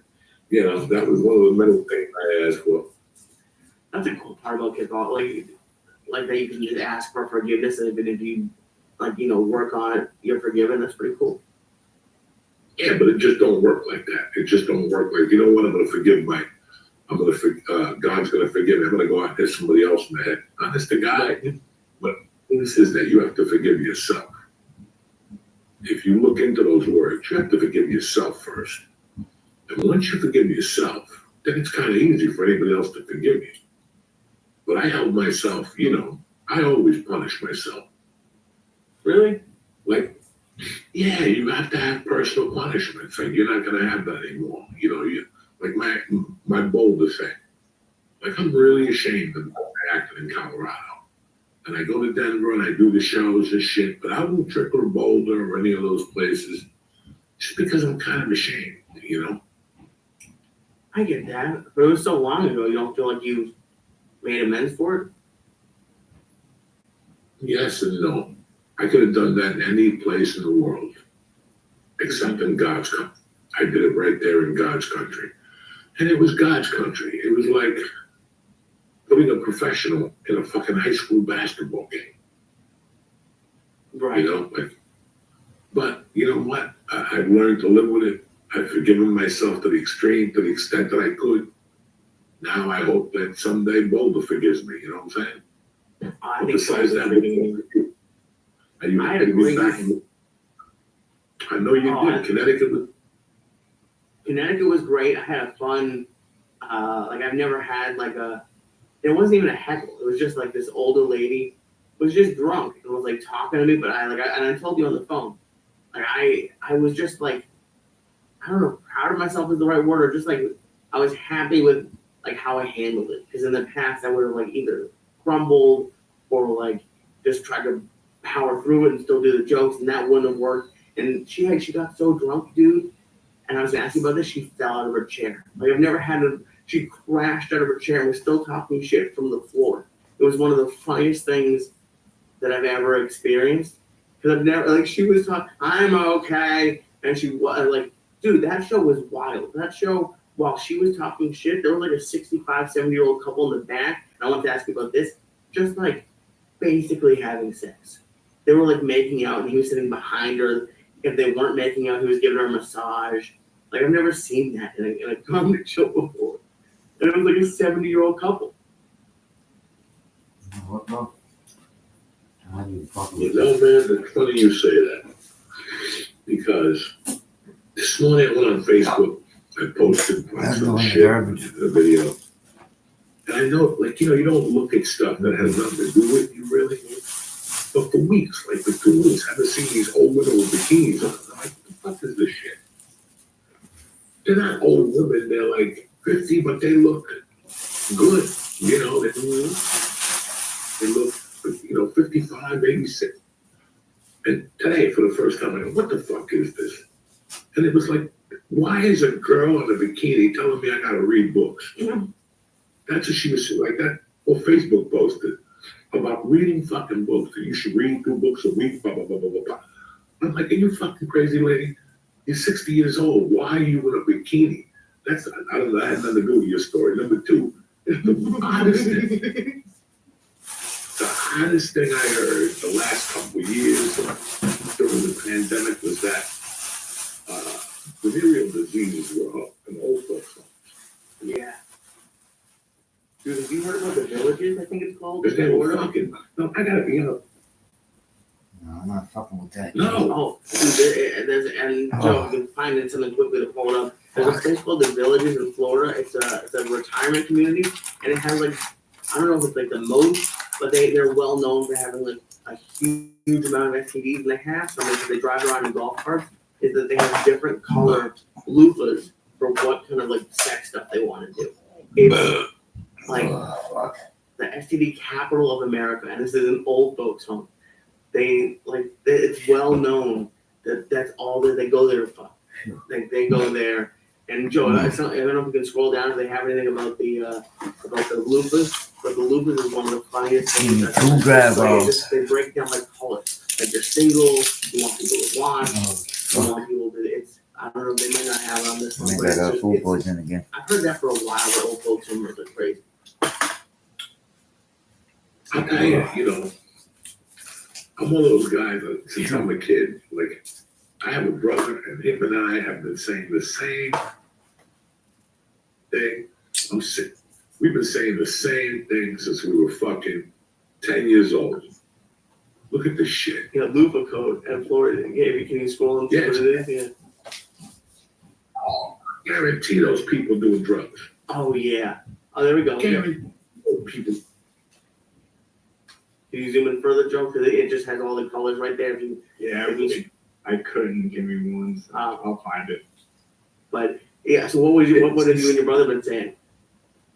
When we were kids, every time like a lady walked by with like a weird looking ass, we'd always go, can you imagine what her ass smells like? I mean, we've been saying this to each other. I just saw him in Delaware, 60 years old. We still saw some lady with sandals on, a good looking ass. And he looked at me out of the corner of his eyes like, Can you imagine what her ass smells like? You know, and then you see, like, you ever go to I don't want to talk about this negatively, but if you look at your parents, say your dad's mild-mannered, your mom's got the fucking house dress on with her hair up in curlers. She ain't looking for no dick, and he ain't looking for no ass. You know what I'm saying? He's holding 501. He's on the chair. He don't really listen to your mom. He passes out at 7 after dinner. But you look at them from time to time, and you're like, you think mom and dad are still? You're like, nah. Thankfully, my parents aren't together, but I had thought about that. But it's creepy to think about. It's the worst. But when I was a kid, I'd go to people's houses to eat dinner and shit. I lived with my parents. I'd always play a game in my head. Do you think he's still fucking? And I'm like, I don't know. I just don't know. But did you ever tell your friends you were thinking about that? They must have hated that game. No, I never told anybody about that game. Do you think he's fucking? It's like when you see, you know, listen, love is weird, but number one, you told me about it on the phone. And you just said that they were basically having like light sex. You were saying they were making out. Right. I'm 16 years old.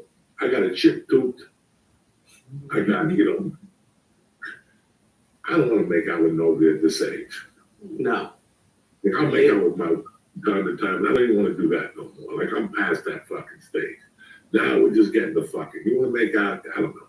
Like, you know, it's just so. It's so weird. You know, I'm making out with some 70-year-old lady and she loses a tooth. I'm done. I spit it out. I'm going home. I'm not even dropping her off. I don't care how she gets.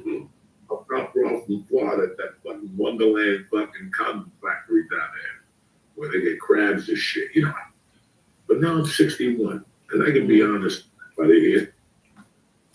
I get sexual, you know, I get horned up like everybody else, you know what I'm saying? Mm-hmm. Do I horned up for outside monkey? No, because I know I can't do nothing with it. There's nothing I'm going to do. It's just going to be an embarrassment situation for me. Embarrassing. What happened? Like you just it was not going to work the same? I didn't get a heart attack. You know? Is that what you're worried about? I'm worried about a lot of things, you know, just 10,000 things. First of all, I'm married, but what if I wouldn't even know where to start. I wouldn't even know what to talk to them about. Listen, man, ever since I stopped doing drugs, I've lost that angle of my life. Mm-hmm. That angle disappeared. Like that, you know, getting in the mood, fucking banging one out in the bathroom. Those days are long gone. I'm going on 17 years. I haven't been fucking, you know. The blow makes you crazy, you know, and but now it's like, if I do it, it's okay. It ain't like, you know, how it used to be when I was crazy. I had big eyes, and my dick was hard. I'd be walking around with a bottle of whiskey. Yeah, you know. Oh, just you say that to a woman, Jack. Like, you know, obviously, I'm not talking about your wife, but like, do your fantasies change when you get older? Do you think? I have no fantasies. Nothing. There's another fantasy things that you can do. There ain't much more I can do though. You know what I'm saying? Like, you're a fantasy. Like, I'm the sports I do twice in a game. I'm gonna, you know, work 52 weeks in a year. But you know, you got it. I know I don't got it. Like, you know, you have to come to terms with yourself. Unless I shoot a bunch of Viagra, you know, unless I take some Blue Chew, like have it on me all day long, look at pornographic materials, put a feather in my pants or like a rock in my shoe, and make it warmed up. The Chinese put a rock in their shoe or whatever they do. I don't know, but that ship sailed those days like that. I don't, you know, sometimes I watch like a movie and they have like a sex scene and I get embarrassed now. Oh, I get embarrassed. I get embarrassed. And then it's also like, it's crazy. Like, I know you never really did online dating, which I think would be hysterical to see you try to online date.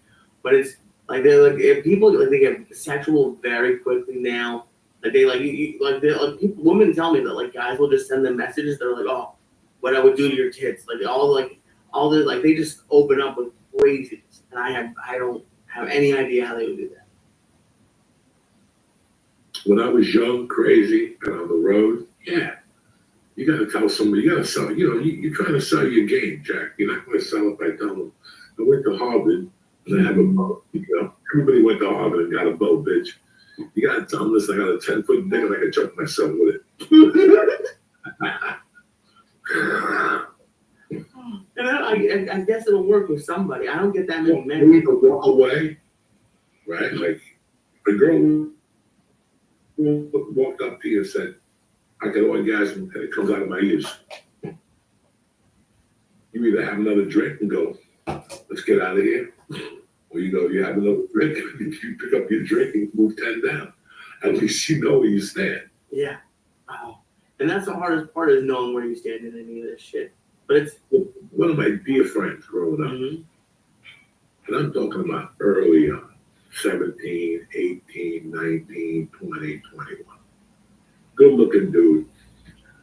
Just wouldn't say much. I mean, women would cross to him and he wouldn't, you know, his conversations would be awkward. But when they did meet someone, I remember being down the shore one time, like on the beach, and him picking up a girl and taking her to the fucking boardwalk and whatever the fuck they did. And he came back like, oh, what is he doing? How does he do this? Does he send him a love letter? That's one of the scariest things. I've never hit on a woman in the wild. Like, I've never. Beach. Look, this guy was a professional like this. But I noticed he only hit on women when he was drinking. Yeah. Because he was loose. And when he did coke, forget it. He mixed those two, he would be on fire, but he'd take it to the next level. He'd go up to women and go, what are you doing with this fucking guy? And he'd take on a coke rock. Oh, you coke your pussy out with a coke rock. And at first I looked at it and I was like, that is just crazy. Then I tried it. Jesus Christ. And then it worked. Like, did you get more confidence with coke and drinking? Yeah, that's what I'm trying to say. When I was snorting coke and drinking, my sexual game was, you know, and listen, I've been with my wife for 24 years, so. Right.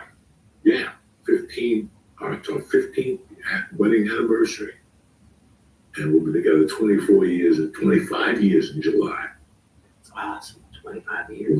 So it is what it is, but you learn about yourself as you get older. And, you know, it's really weird that I thought by now I'd have a complete ED and I'd have to get like an Indian guy with a flute to play it.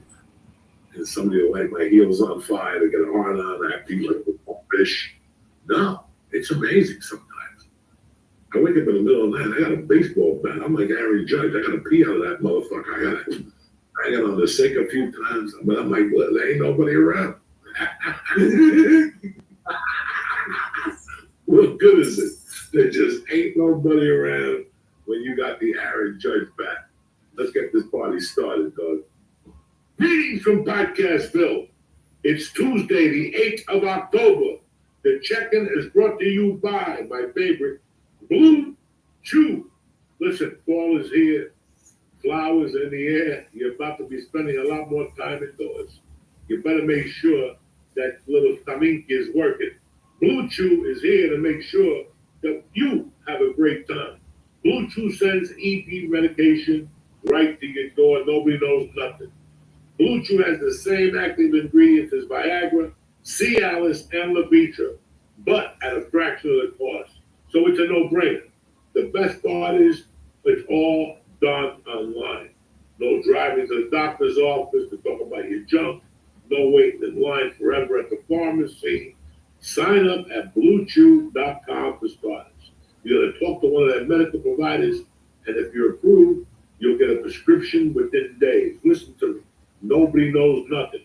Not even the mailman. He thinks he's delivering like a wedding invitation. You don't know nothing. Not even grandma will know. So be yourself a favor. It works. You keep like 2 of them around, local, put one in your sock, one in your wallet, and boof, all of a sudden, when you see love and you put your cape on, you can walk over with confidence.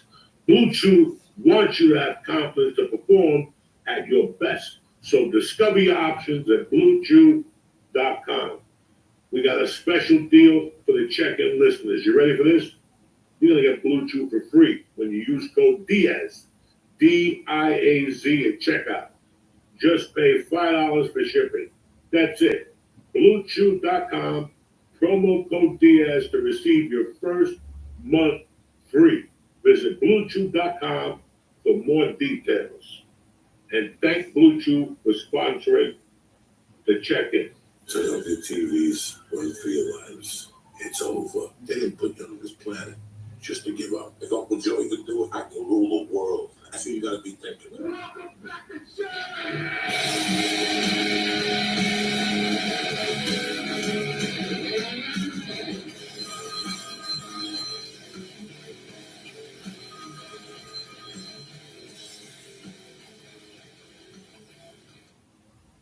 Oh shit.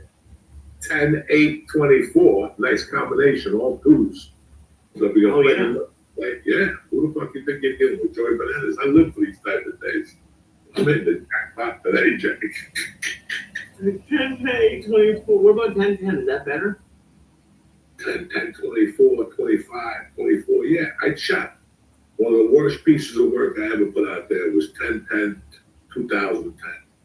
Oh, no. You remember that, or you weren't around for that? No. No, that was right before I met you. I was pretty much out of comedy.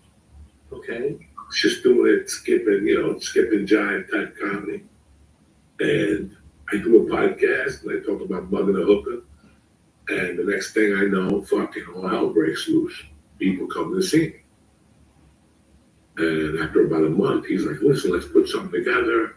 Let's do 10, 10, 10. It's a good date. So we did it at Sal, I think. Who? Sal, and it was in Brea. And I'll never forget how bad I felt after that show. Like I was a really bad stand-up at that time. Not as bad as now, but just something was not working. And I started rocking and rolling, but I really wasn't prepared. And I told you, I went to Columbus, I had a bag of dicks, and I didn't go back for like 16 months. And that scared the shit out of me. I always thought it was because I bombed. They closed it down to fix it or something like that. Oh, okay. But yeah, I did a horrible job that night. Like just, I think when your wife says something to you, you're not cool. No, we spoke about it that night. She's like, you weren't Comedy Store shit.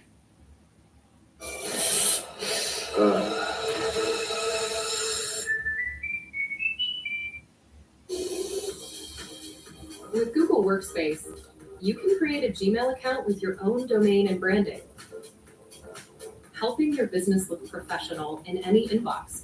That's business email made easy with Google Workspace. And we're going to have a look at everybody here. Good vibes. We're coming into this dark cave. Yeah, man. Well, the walls inside. So we're up on a journey and a movement, yeah. I'm going to show you where we turn up people, yeah. All right. It's been a very spiritual journey that we've been on so far. So let's see where we end up, people, yeah. Have good vibes. All different sorts of stuff. Look, as you can see, that this is like, this is like some dark magic or something like that. Some doll, and it looks like it's been there for a very long time. So you got some stones out here. Not really too sure how long this stone's been here. But he said 2000 BC. It seemed like this was an entrance, but it's been closed off. Let me walk around it and just see what how good vibes. Let's get to the entrance doorway. And there's a few stones out here on the floor. You can see that there's 1, 2, 3, 4, 5, 6. Really get outside today. So it's a decent walk down this pathway over here. And we're coming from this way. Good vibe. So I'm heading to where they've got a burial chamber. So, yeah, man, just stay with me on this journey, people, yeah? Good vibes. So I've reached there. Grinselly do. You understand? You understand, people, yeah? Okay, this is a late Neolithic 2000 BC religious site built in 2 stages. The first was a henge with a ditch and stone circle visible behind the mound. The second was the building of a stone chamber for the burial of human remains, approached by the passage and covered by a mound. This mountain is in the care of the Secretary of State for Wales. It is an offense to injure or deface it. All right, people, yeah? We're here, and then you've got the Wales language here as well. Good vibes, and here we are.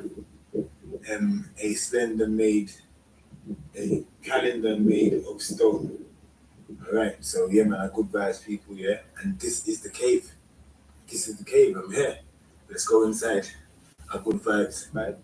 So they said that this is a religious site. It's here in the middle of Wales. I'm in the middle of Wales, in the middle of a piece of farmland. I'm gonna cross over and go with everybody here. All right, so yeah, man, I wanna go inside and have a look and see what this is all about, everybody here.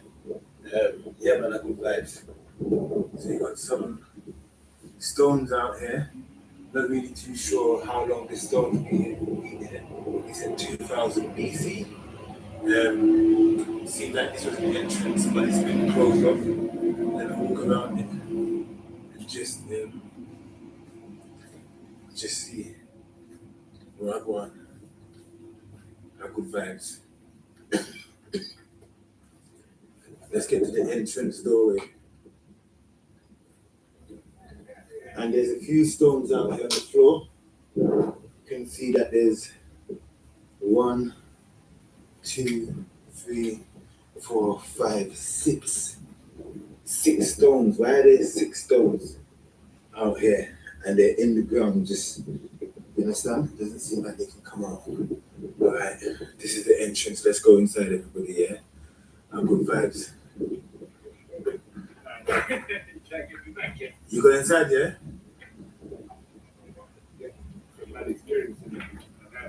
Yeah? Yes. All right. Let me go inside and have a look at everybody, yeah? Good vibes. We're coming into this dark cave. Yeah, man. Wow. The walls inside, as you can see, stone walls. Different stone walls, everybody. The flooring is on the dirt itself. Yeah, if you see me, go let me talk to that stuff, that's some offerings or something. Okay. This is excuse. Well, so I've come here and it's very interesting because people have left all different sorts of stuff. Look, as you can see, that this is like this is like some dark magic or something like that. Some doll, and looks like it's been there for a very long time. Not gonna touch it. Not gonna touch anything that's in here actually. You understand? The look to home. Can't really say what that says, but if you read it in the comment section, yeah, it says something. You understand? Check it out. Have good vibes with these little dolls here. I can give thanks for being in here and appreciating. Thank the spirits of the ancestors for welcoming us in here today. Good vibes. Whatever lies here, hope that Must stay there. you understand? It must be hope that there's a peace in there. There's a reason why they've left it for us to be able to come and have this little experience. Yeah. Yeah, we want to go by there. Yeah, good Yeah, vibes. read something there. Yeah, man, yeah, play something. So I just placed my little gift in here. And so I just place my local gift in here, people. My vibes, give thanks. That is it. Yeah. What do you think of in there? Crazy. What's the energy that you get inside of there? It's a spiritual energy. Can you hear this? Can you hear the sound? Vibration. Look. Yeah. No, before there was like, yeah.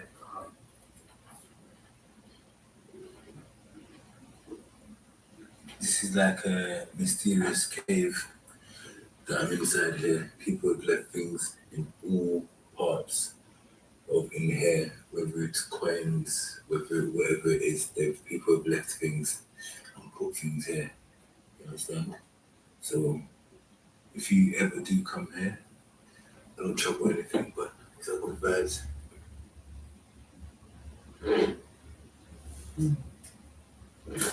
Time for an outdoor upgrade at Architect. If you ever come here, I've left 2 things in the people here. Good vibes.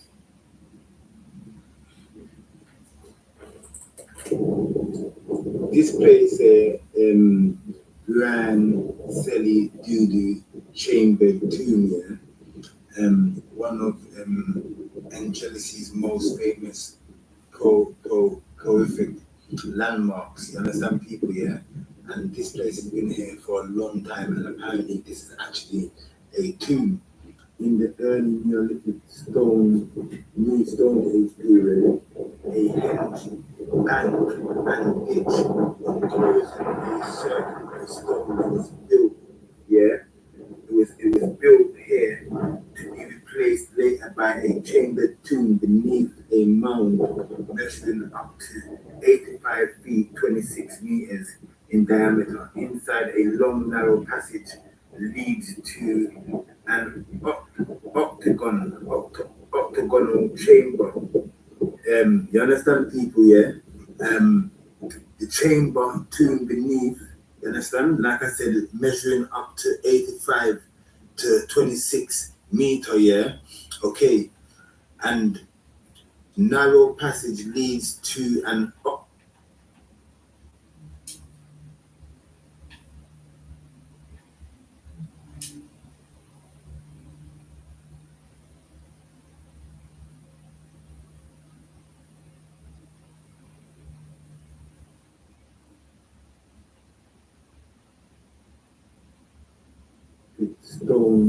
New Stone Age period, a henge, bank, and ditch enclosed a circular stone that was built. Yeah, it was built here to be replaced later by a chambered tomb beneath a mound measuring up to 85 feet 26 meters in diameter. Inside, a long narrow passage leads to an measuring up to 85 feet 26 meters in diameter. Inside, a long narrow passage leads to an octagonal chamber. You understand, people? Yeah. The chamber tomb beneath. You understand? Like I said, measuring up to 85 to 26 meter. Yeah. Okay. And narrow passage leads to an octagon chamber 8 foot to 2.4 meter across, where artifacts such as human bones, arrowheads, and carved stones have been found. But Brian Sally Doodoo's most unusual feature can only be seen once a year as the sun rises on the summer solstice, the longest day of the year. Shafts of light shine directly down the tomb's passageway to illuminate the chamber within. So, yeah, man. As they said, the longest day in summer, light shines down and it comes directly down into the tomb's chamber and lights up the place. You understand? Are you allowed to move on top of it? Yeah, let me just check it out. Yeah. So yes, everybody. So I'm here. Thanks for actually being here as well. Appreciate it. It's a spiritual thing. And yeah, man. I appreciate being here and showing you guys all of this and giving you guys a bit of the artifacts about this place. A good vibes. Even now, experts are hoping to learn more about it and its relationship to Brian Selidudu chamber at Angelus's the 5,000-year-old passage tomb is aligned to coincide with the rising sun on the summer solstice 15th of June. You understand, people? Yeah, are good vibes. All right, so one other thing, yeah, as you enter inside the tomb here, as you enter, in the passageway right out here, there's reception. Look, as I come, look, once again, as I come out, I just want to show everyone that, see this next bit, once again, how the service, look, the services appeared on the phone, yeah, and I just want to show everyone as you go in and you enter the tomb, lock out. Look, you can see that everything is closing off, everyone, look. And as I reach exactly inside, look, as I reach exactly inside here, look, it disappears.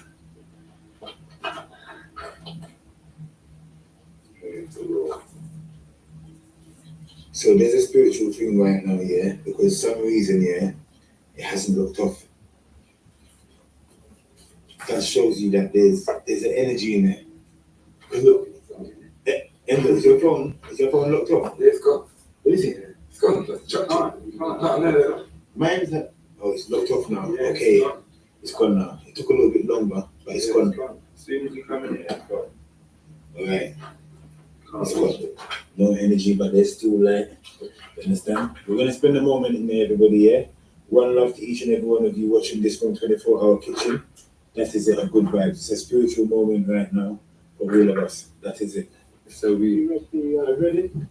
It's sort of like, because these are all over this island. Anglesea's got tons of these. If you look at them. You know, I'm so glad you're checking out EQ Bank. Free withdrawals at any ATM in Canada. Just think of all the money you're paying in ATM fees. Get a bonus for referring a friend, don't you? Maybe. Do you have my email? I'll put the email. I'll put it in. How was Grandma's? We have cake for breakfast and dinner. Oh boy. Get back on track with produce that's It's a matter of the top one, so yeah, some of the others. But this is just like an example. So is it actually like a burial site? Yeah. Yeah, these are graveyards basically. Of like Viking? No, older. Older Viking, yeah. Like how I think it's called Neolithic. Yeah, so you're talking the race of hunter-gatherers. They had blue eyes, they had black skin. Yeah. And they put these things up. Okay. And basically the people of this country are descendants from them. All right. Don't ask me why we're white now, but it's a sort of thing that happens. Really? Yeah. Yeah. So over this whole well that we're in, yeah, is low in size. Yeah. And obviously these sites will represent going back into this thing as well. Yeah, no, they would have been all over the UK. Right. It's like farmers farm and stuff. They slowly disintegrated. There seems to be more of these left here. There's some in Ireland as well. They're all over Europe. Crazy. Yeah. So was this one specifically belonging to him? This would have been the local people. They would have been like a tribe or clan, closely family. There's not much factual evidence on how these people live. Apart from what their enemies might know them about.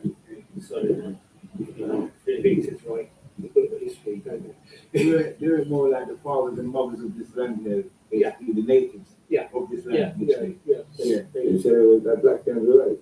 Yeah. Yeah, it's like they run like found bone samples and stuff from DNA. So they Was it big up or medium size? What's that? The bone sample. The bone samples. Oh, they like they're much like our size really, and they're probably a bit smaller. But they're better food, more nutrition. Yeah. The tribe of cows. There's so many cows in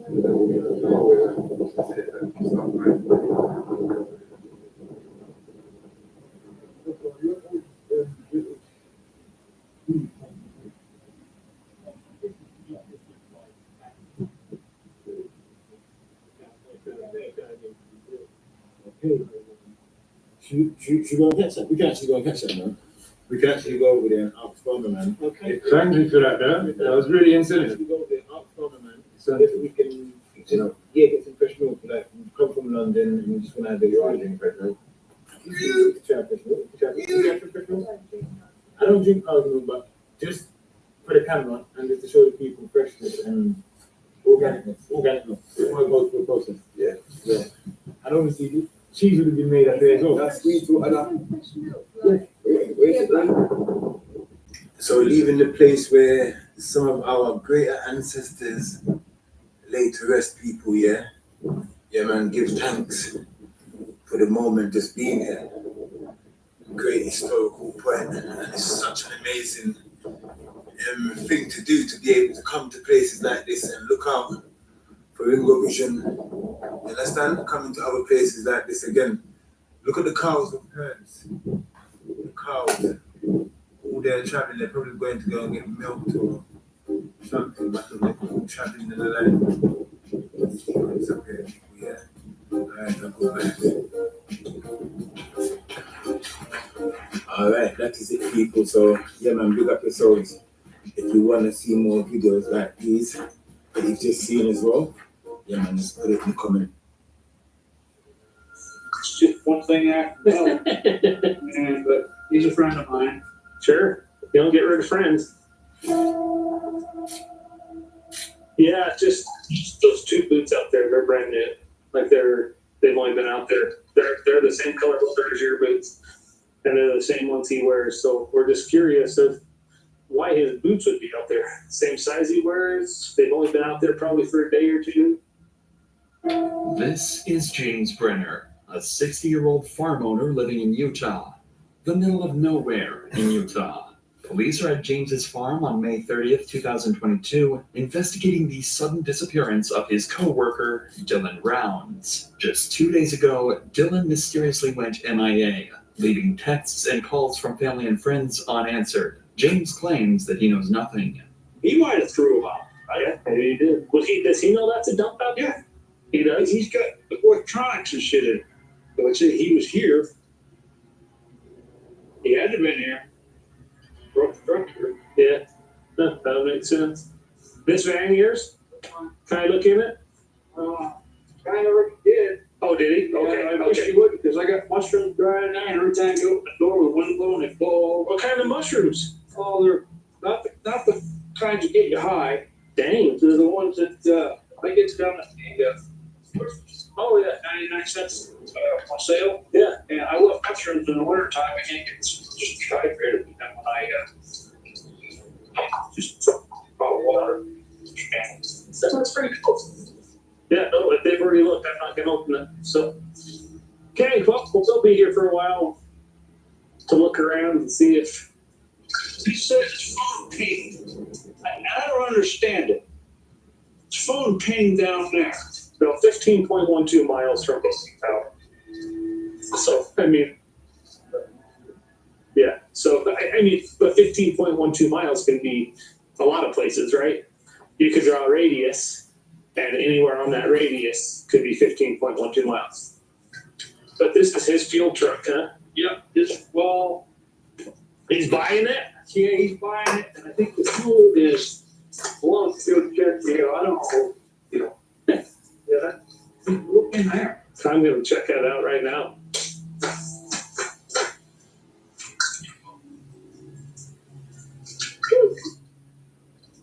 That's like, dude, Don't tell his grandpa.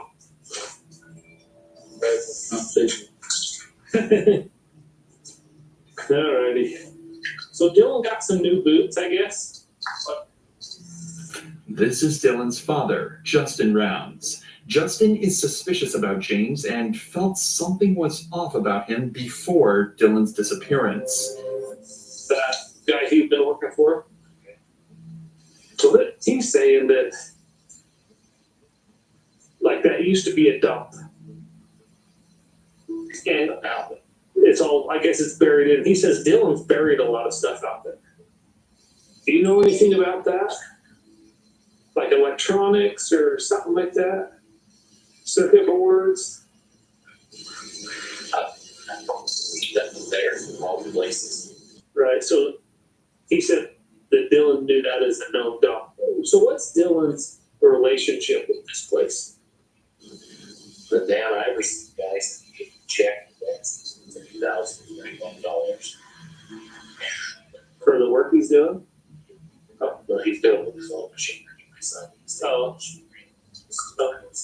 Oh, okay. I was like, geez, I want to work for that Now guy. that he's making a lot of money because he's buying his fuel and stuff. Oh, You know what sure. I mean? I'm buying a tractor and fill all that. Sure. Not Dad's. Right. Makes sense.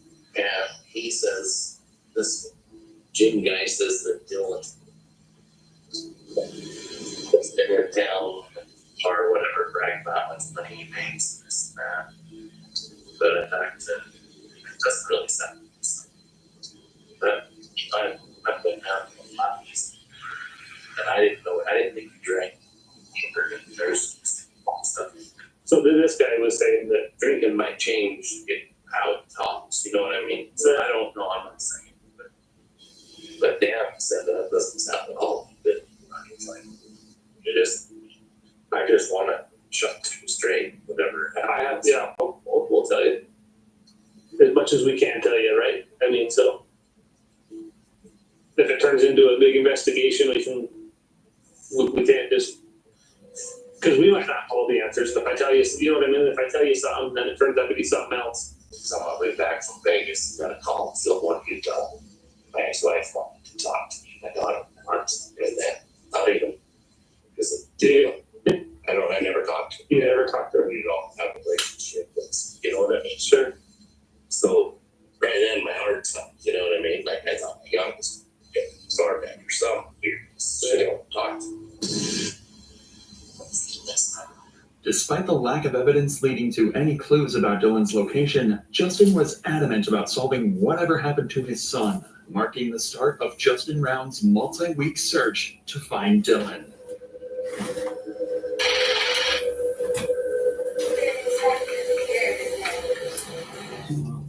Just hours after the previous body cam footage, Justin decides to take things into his own hands and talk to James himself. Here, James would point his finger at a man named Ty Corbin and claimed if anyone knew where Dylan went, it would be him. So with this new information, Justin would give Ty a call. This is Justin Rounds, Dylan's dad. I talked to a guy named James. He said they call you. Yes, sir. Let me go inside really quick. Okay. Are you by yourself, Mr. Rounds? I've got one of my good buddies here that I've known since I was a kid. Okay. You're not around the Wadsworth Hill, correct? No, I'm not. I'm not even close. Okay. I've lived in that area. I remember when the Wadsworths come to town. First off, I want to tell you that I feel for you. I'm sorry your son's missing. I really am. Yeah. I believe the Wadsworths are involved. Okay. By everything I've read and seen, I'm pretty sure this has to be someone that knows him. Yes. It's someone that knows that Lucien area really well. Yes. It's someone that knows Montello really well. Yes. And the only person that fits that profile is Kurt. And between you and me, I'm not trying to offend you, but it's kind of common knowledge that Kurt and your son were living at the saddle store in that side room and in the back trailer for about the last year and a half, off and on. Not all the time, but off and on. Okay. Kurt knows. I would ask Kurt, do you want to take a lie detector test? Okay. It's, I don't search that area out in Lucien. He knows that Lucien area very well. We used to farm out there with the guy named Marshberger. Yep. And another farm out there that he worked on was from Kurt Robertson. So he knows that area really well. Okay. And if those boots were found out there, he put them there. I don't know if you're familiar with Kurt's kind of a conspiracy theorist guy. No, I don't know if you're familiar with that Pilates 411 missing things, but it always says they find boots or clothes nicely folded. No explanation. This is what I think happened, and I hope this stays between you and I. Those guys for the last few weeks have been running around trying to catch people thieving like Chase. Another person that they were trying to catch was Robert Aviles. Yep. The Lee boys, Robert and Toby Lee. Yeah. And those guys are all rip-offs, there's no doubt about it. Yeah. But they've been packing guns with them and drunk. And I think that it's more apt that they were out doing that and had an accidental discharge of some sort inside your son's vehicle. And then your son being out at Lucien and somebody walking up on you, being able to harm him. You can see people at Lucien coming from 4 miles away. Oh, yeah. I'm familiar with that. And just that whole ground was power washed and everything. Kurt was the only person I knew in that whole area that had a power washer, and I'm sure he brought it out to your son's place. My son had a power washer out there. Okay, I didn't know that, but they had a power washer right next to the Cowboy Barn for a long time too. Okay. Kurt is very familiar with that area. The smells of them. And if I'm wrong, I'm wrong. But I'm trying to help you. I really feel for you. I'm sorry that this happened. Don't expect anything from the Elko County Sheriffs. We've had people hurt out there, people shot. I could tell you a story about a girl we found 50 yards outside of town. She was murdered and they didn't do anything about it. So they hear.